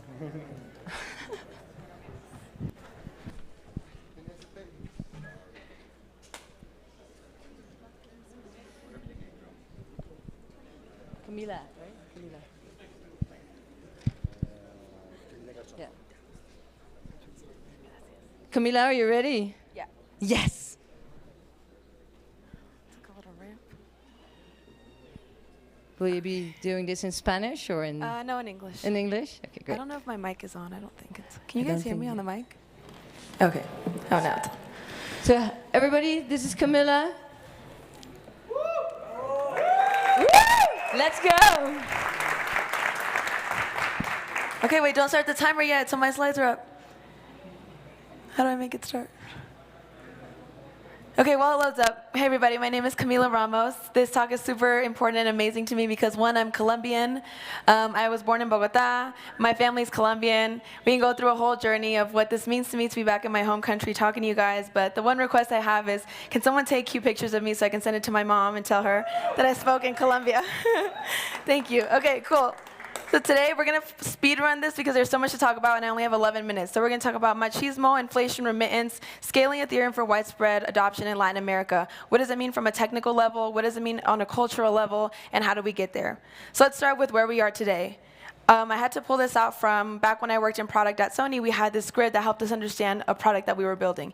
You can build a product that solves a big problem for a lot of people, a big problem for a small amount of people, a small problem, etc. And where we are right now is we're in this quadrant where we're solving a small problem for a very small group of people. Right? The amount of people that are using crypto today and that are actually getting something useful out of it is actually quite small. And this is what we end up with when we are in this situation, right? It's why we've kind of divulged to crypto dick buds and 1,000% APY. It's because like we're trying really hard to find a use case for it and we just can't seem to find something that we can solve. And this doesn't go without saying, like obviously I deeply respect everyone working in this space. I know we're all working towards getting to this point, but this is just the reality of where we are. Now, how do we get to this quadrant where we're solving a big problem for a lot of people? My answer is super simple, and I actually wrote a blog post about this that I'll link at the end where you can see all of the sources cited, but solve real problems. And that sounds very like straightforward and duh, but how do we actually get there? Like, how do we find communities that have problems that we can solve and we can take crypto for what it is at the very base level, which is new infrastructure for a payment system and enable innovative use case that will actually drive adoption? And the place that I'm going with this is we have to go where there's necessity. In the global West, in Europe, in North America, we don't have much of a necessity. We're relatively doing pretty well, right? We all have access to banks. We all can get, access to all the different financial services that we want. And even for those who might not necessarily have access, we have a wide breadth of different neobank and non-bank applications that let people still access these financial services. Now, besides going to where there's a problem, we also need to address on the technical level what needs to be solved, which is scalability and more secure applications. In the last, 6 months, a year, there's been like billions of dollars worth of hacks. And the truth is that when you're dealing with a community like Latin America, which I'm going to make the case for why we should turn our attention and capital to Latin America specifically, you're dealing with a community that's a lot more price sensitive than the West, right? They have an average monthly income of $500 a month. You can't afford to lose even $100 in a hack. You can't even afford, at this point, to spend $10 on a gas transaction. It's just not realistic. That's like 2 lunches, right? So I'm going to make the case for Latin America real quick. So consumers in Latin America actually, I think, are the best place to start because they already exhibit behaviors that make them really ripe for adoption of crypto. And those are mobile-first digital payments. If you guys live in Latin America, if you live in Colombia, you know that a lot of financial services are mobile-first. Everyone pays from their phone. Adoption of neobank. We'll talk about more what this means, but basically a lot of people are already operating outside of the traditional banking and finance system. They're using neobank applications, aka financial services that are not necessarily from a proper bank. There's heavy reliance on remittance payments, which is basically cross-border payments. If you guys are from Latin America and you live in the United States or Europe, you know it's not uncommon for you to send money back home and it's done via remittance. Growing political and socioeconomic instability and social pressure. So we're going to talk about all of these in the next 7 minutes. So I'm not going to read all these, but just so you guys can kind of maybe take a picture, take a mental screenshot. This is what the numbers looks like for adoption of online neobank and non-bank. So basically a vast majority of people in this survey that was created by Rapid, which is all linked at the end, sources cited, a lot of people are already operating outside of the bounds. 90+% of Mexicans, Brazilians, 87% of Colombians, 84% of Argentinians regularly use applications such as PayPal, Modo, and Mercado Pago. Heavy reliance on remittance. So again, this is back to the cross-border thing, and according to data from the World Bank, remittance flows to Latin America and the Caribbean reached $131 billion. This is something that crypto is such a good use case for, right? Like, there's lower fees, there's higher security, it's faster operational speed. So this is just a perfect example where it's like, how do we build a system for people who are already transacting and already exhibiting this behavior, but can use what is offered by crypto to kind of unseat the kings that of like remittance, for example, where you're standing in a long line, you're paying $10 per transaction, you're paying 5%, it takes like 7 business days for the money to get there. And then a really interesting thing that I found in this World Bank data is that remittance flows actually account for more than a quarter of GDP in Honduras and El Salvador. So a quarter of the whole country's GDP comes from cross-border payments. Okay, and then let's talk about social pressures, and the first one in this term, which is machismo. Now, I didn't have time to go into a full analysis about this because this presentation is so short, but if you look at these countries and you take a look at Colombia, all the Latin American countries up here, you see, oh man, the key got cut out, but green means women and blue means men. So if you compare it to European countries, women are actually holding and transacting in crypto at a much higher rate than women in Europe. And in some cases, they're really close to the rate of men in Europe. So what does this mean? What does this tell me? Crypto in Latin America, you know, if you guys are Latin American, there's this culture of machismo, which is like super rampant. And for maybe Americans who don't know what it means, it's basically patriarchy, but with like a Latin America flair to it, where it's like, you're not allowed to work. You need to ask me for money. You need to stay home.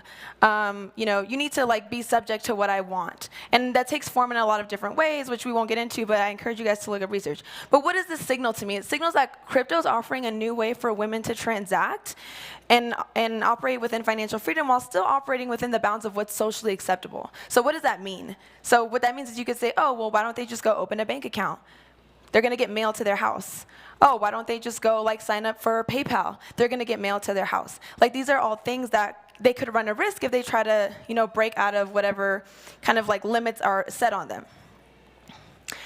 Okay, and now let's talk about how do we actually innovate, and what are some examples of companies who have focused on solving hyperlocal problems and have seen crazy growth come of it, and how we can model this in crypto. So Mercado Libre and Mercado Pago. So Mercado Libre is like an online marketplace where people can buy anything, beds, clothes, tools, anything. And they started this platform over a decade ago in Colombia, and they created this financial platform called Mercado Pago so that people could transact on it. And it started out as just for this payment platform. And now it's grown to be a whole financial service provider, and they offer gateway services, mobile payments, and credit cards. So what does this mean, right? Like, this means when you go to a place that has region-specific problems and you solve hyper-local, you can actually drive use and innovation and grow into, like, this is a great example, into like an entire financial service. And then we'll talk about one more. PixPay in Brazil is Brazil's dominant digital payments app with over 60 million users, and they transact over $1 billion, no, that's $1 billion in monthly transactions. PixPay started not too long ago. It's the #1 payment system in Brazil right now. Another example of, like, when you solve hyperlocal, when you go to where the problems are, when you solve solutions for people who actually are facing real problems, you can actually see exponential growth rather than kind of focusing on this like place where we are in that weird quadrant that I posted earlier. Now, scalability. Now let's get into what technically needs to change so that we can actually get there.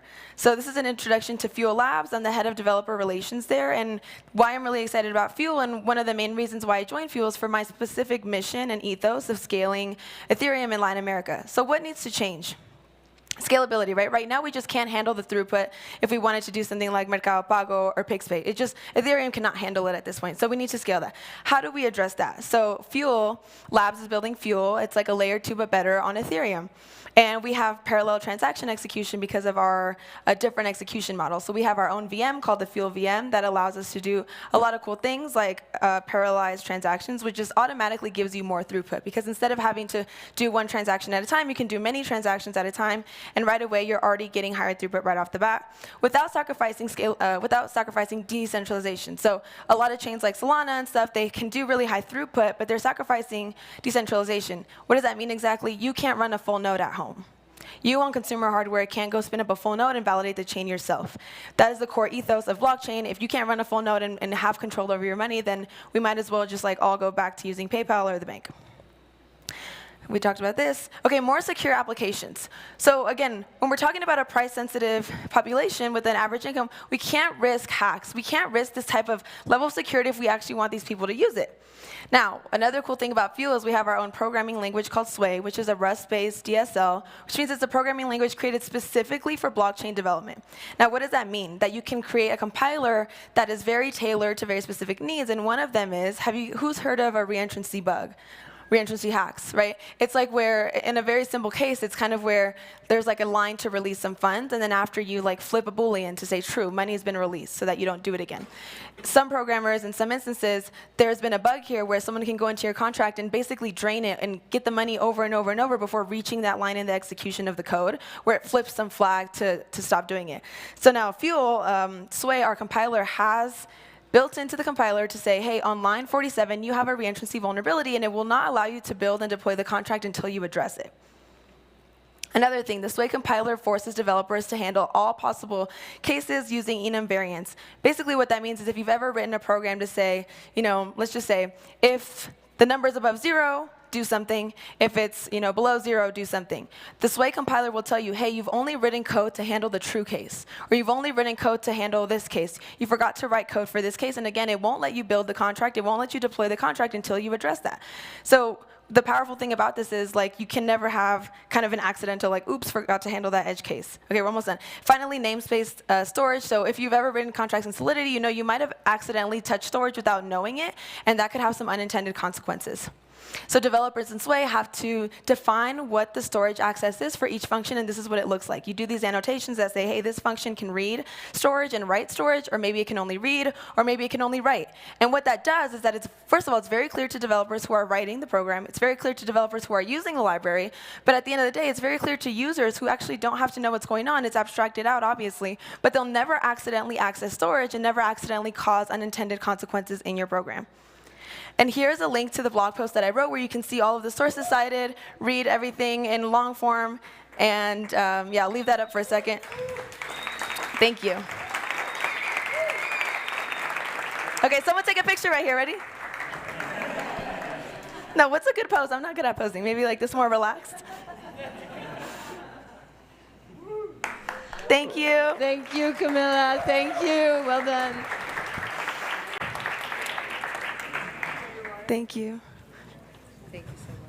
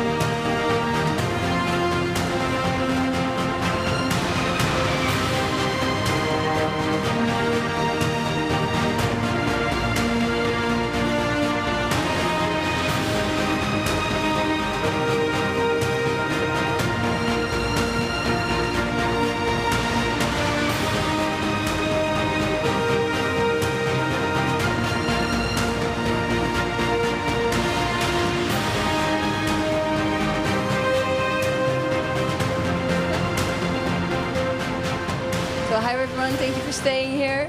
Last but not least today, here we have Andres. Let's go.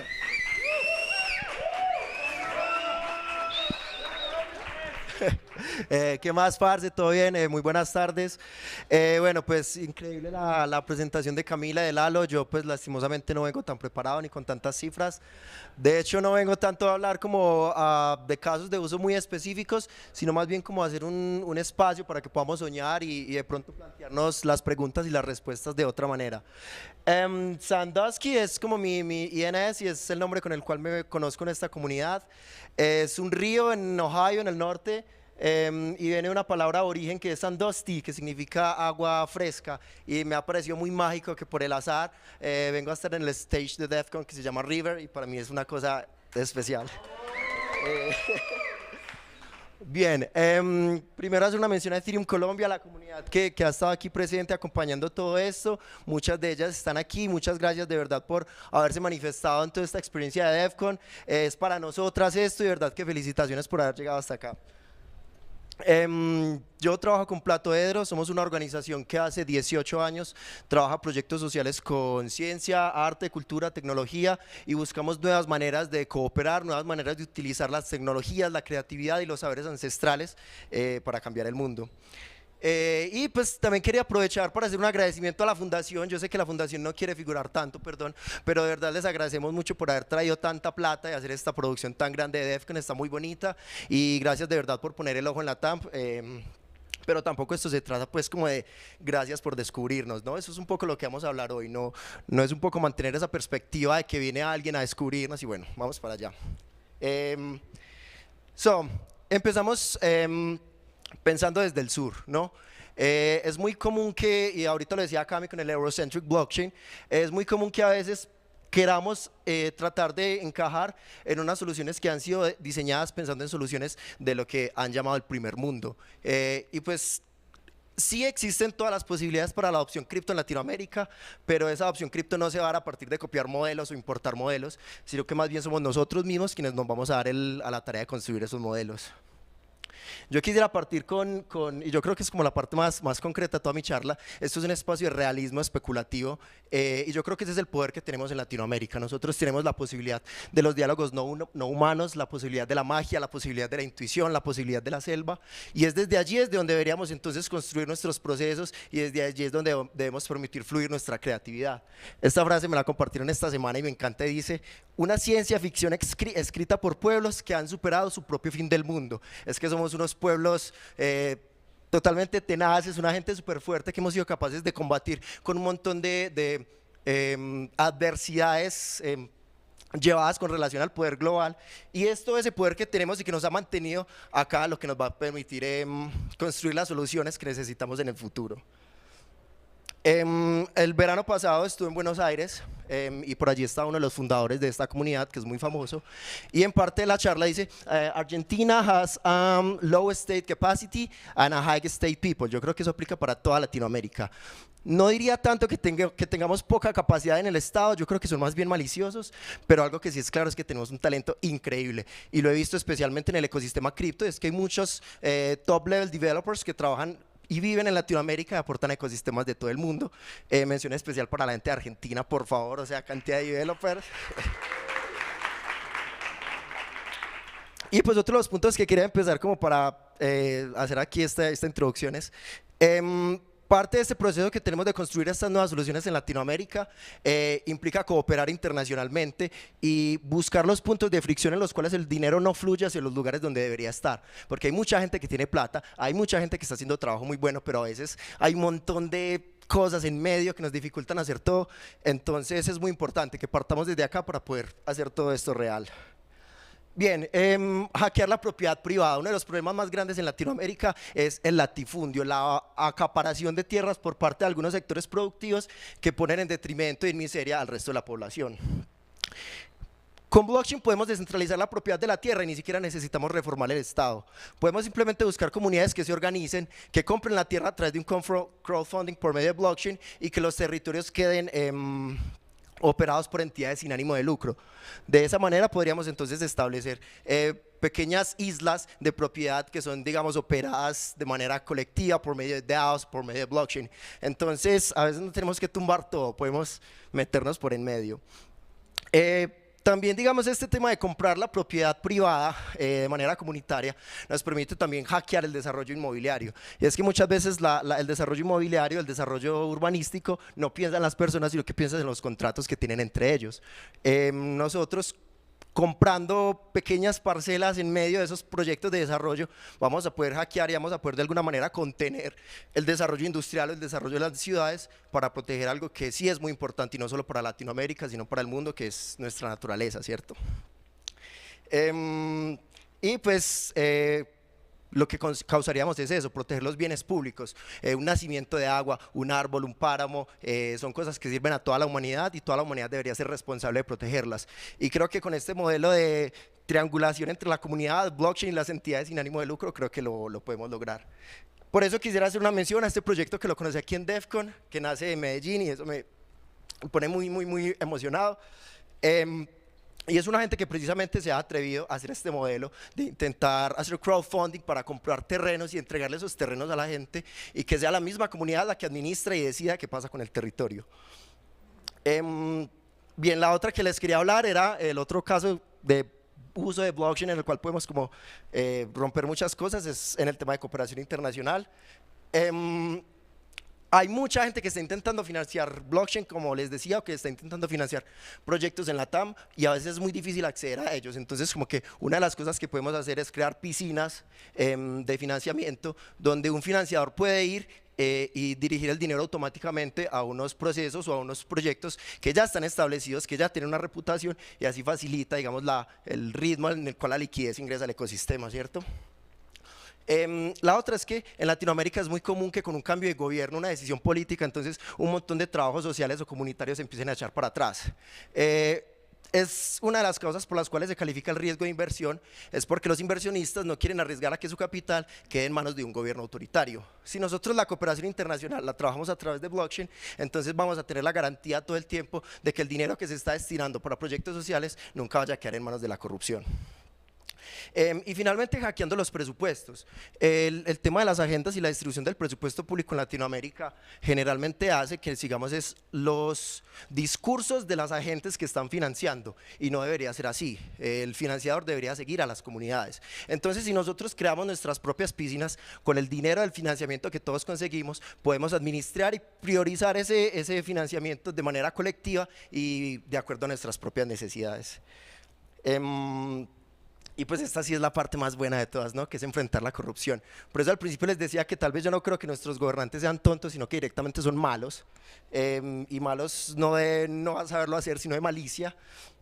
Y una de las cosas que pasa mucho en el tema de la corrupción es los sobrecostos. Contratación pública en el cual un plato de arroz vale $100. Con blockchain podemos tener transparencia en tiempo real y podemos detectar el fraude y alertar de estas contrataciones equivocadas que se están haciendo en tiempo real.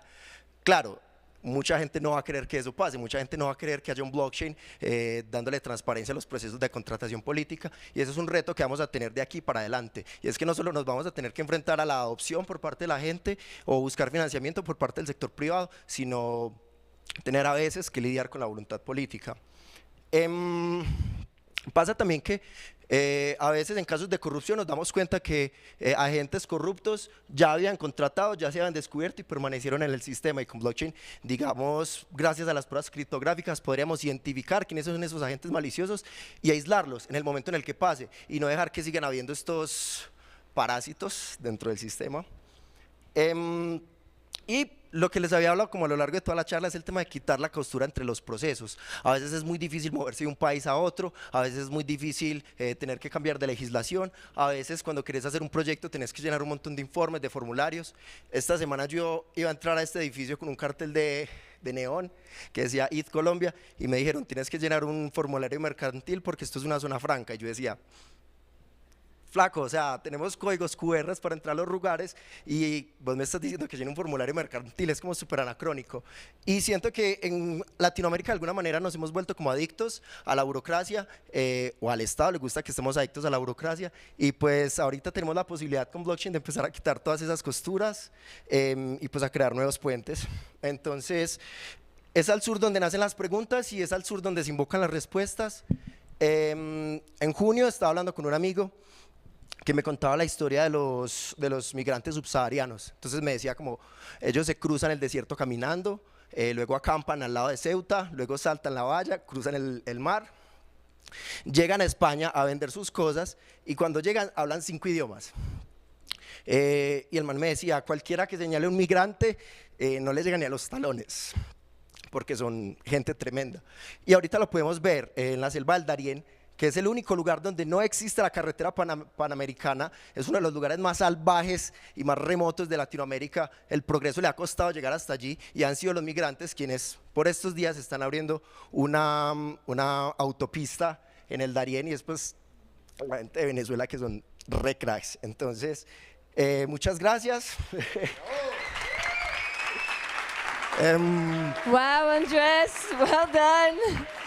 So this was our last talk of today. Does anyone have a question for Andres? Oigan algo, aprovechen, no sé, un saludo.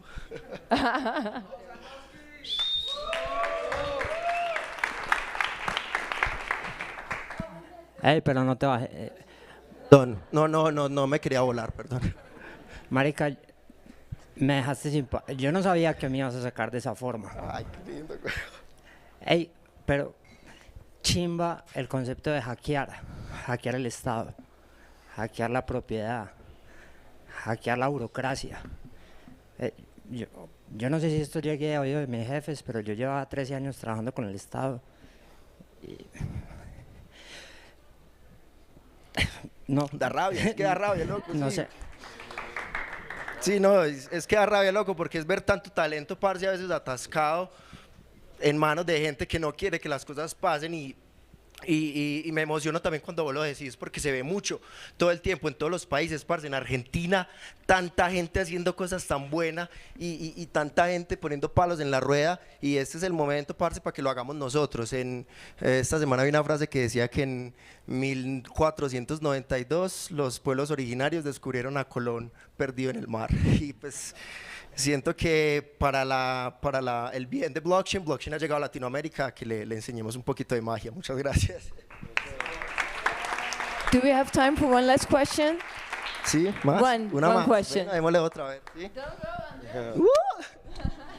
Bueno, sí, no, algo más, ¿no? No, un aporte, una pregunta más bien. Planteas muchas soluciones que esta tecnología, pues por todas las virtudes que tiene, nos permite repensar un nuevo futuro para Latinoamérica, para Colombia, dadas las condiciones y los escenarios que pues ya muchos conocemos. Evidentemente, y lo mencionabas ahí, nos enfrentaremos pues a voluntades políticas, a cada vez la fricción entre el tema tecnológico, la adopción y el tema político puede llegar a ser más cercana. Entonces, ¿cómo lo ves tú? ¿Qué crees que pueda llegar a pasar? Porque ya deja de ser una discusión tecnológica, técnica, y empieza a tomar un tinte más político. Pues era como la conversación que estamos teniendo ahorita, es que es muy común que nosotros nos acostumbremos al discurso de startup, de pensar que todo lo vamos a lograr por medio del capital privado y que entonces con financiación todo se puede, pero lo cierto es que hay unos puntos de fricción que están en el sistema que ya está establecido, y nosotros desde ahora nos tenemos que empezar también a pensar como actores políticos, porque es que tenemos que tomar participación también en cómo se construye la legislación, y una legislación que sea amigable con blockchain, porque si las mismas malas personas que están destruyendo a Latinoamérica desde las figuras del poder entienden blockchain, también van a entender cómo obstaculizar esa opción. Entonces es un proceso de comunidad, pero también es un proceso tecnológico y político, pienso yo. Thank you, Andres. That's it. Hey, qué chimba, gracias por venir, todo bien. Okay, guys, enjoy the rest of your day. Bye-bye.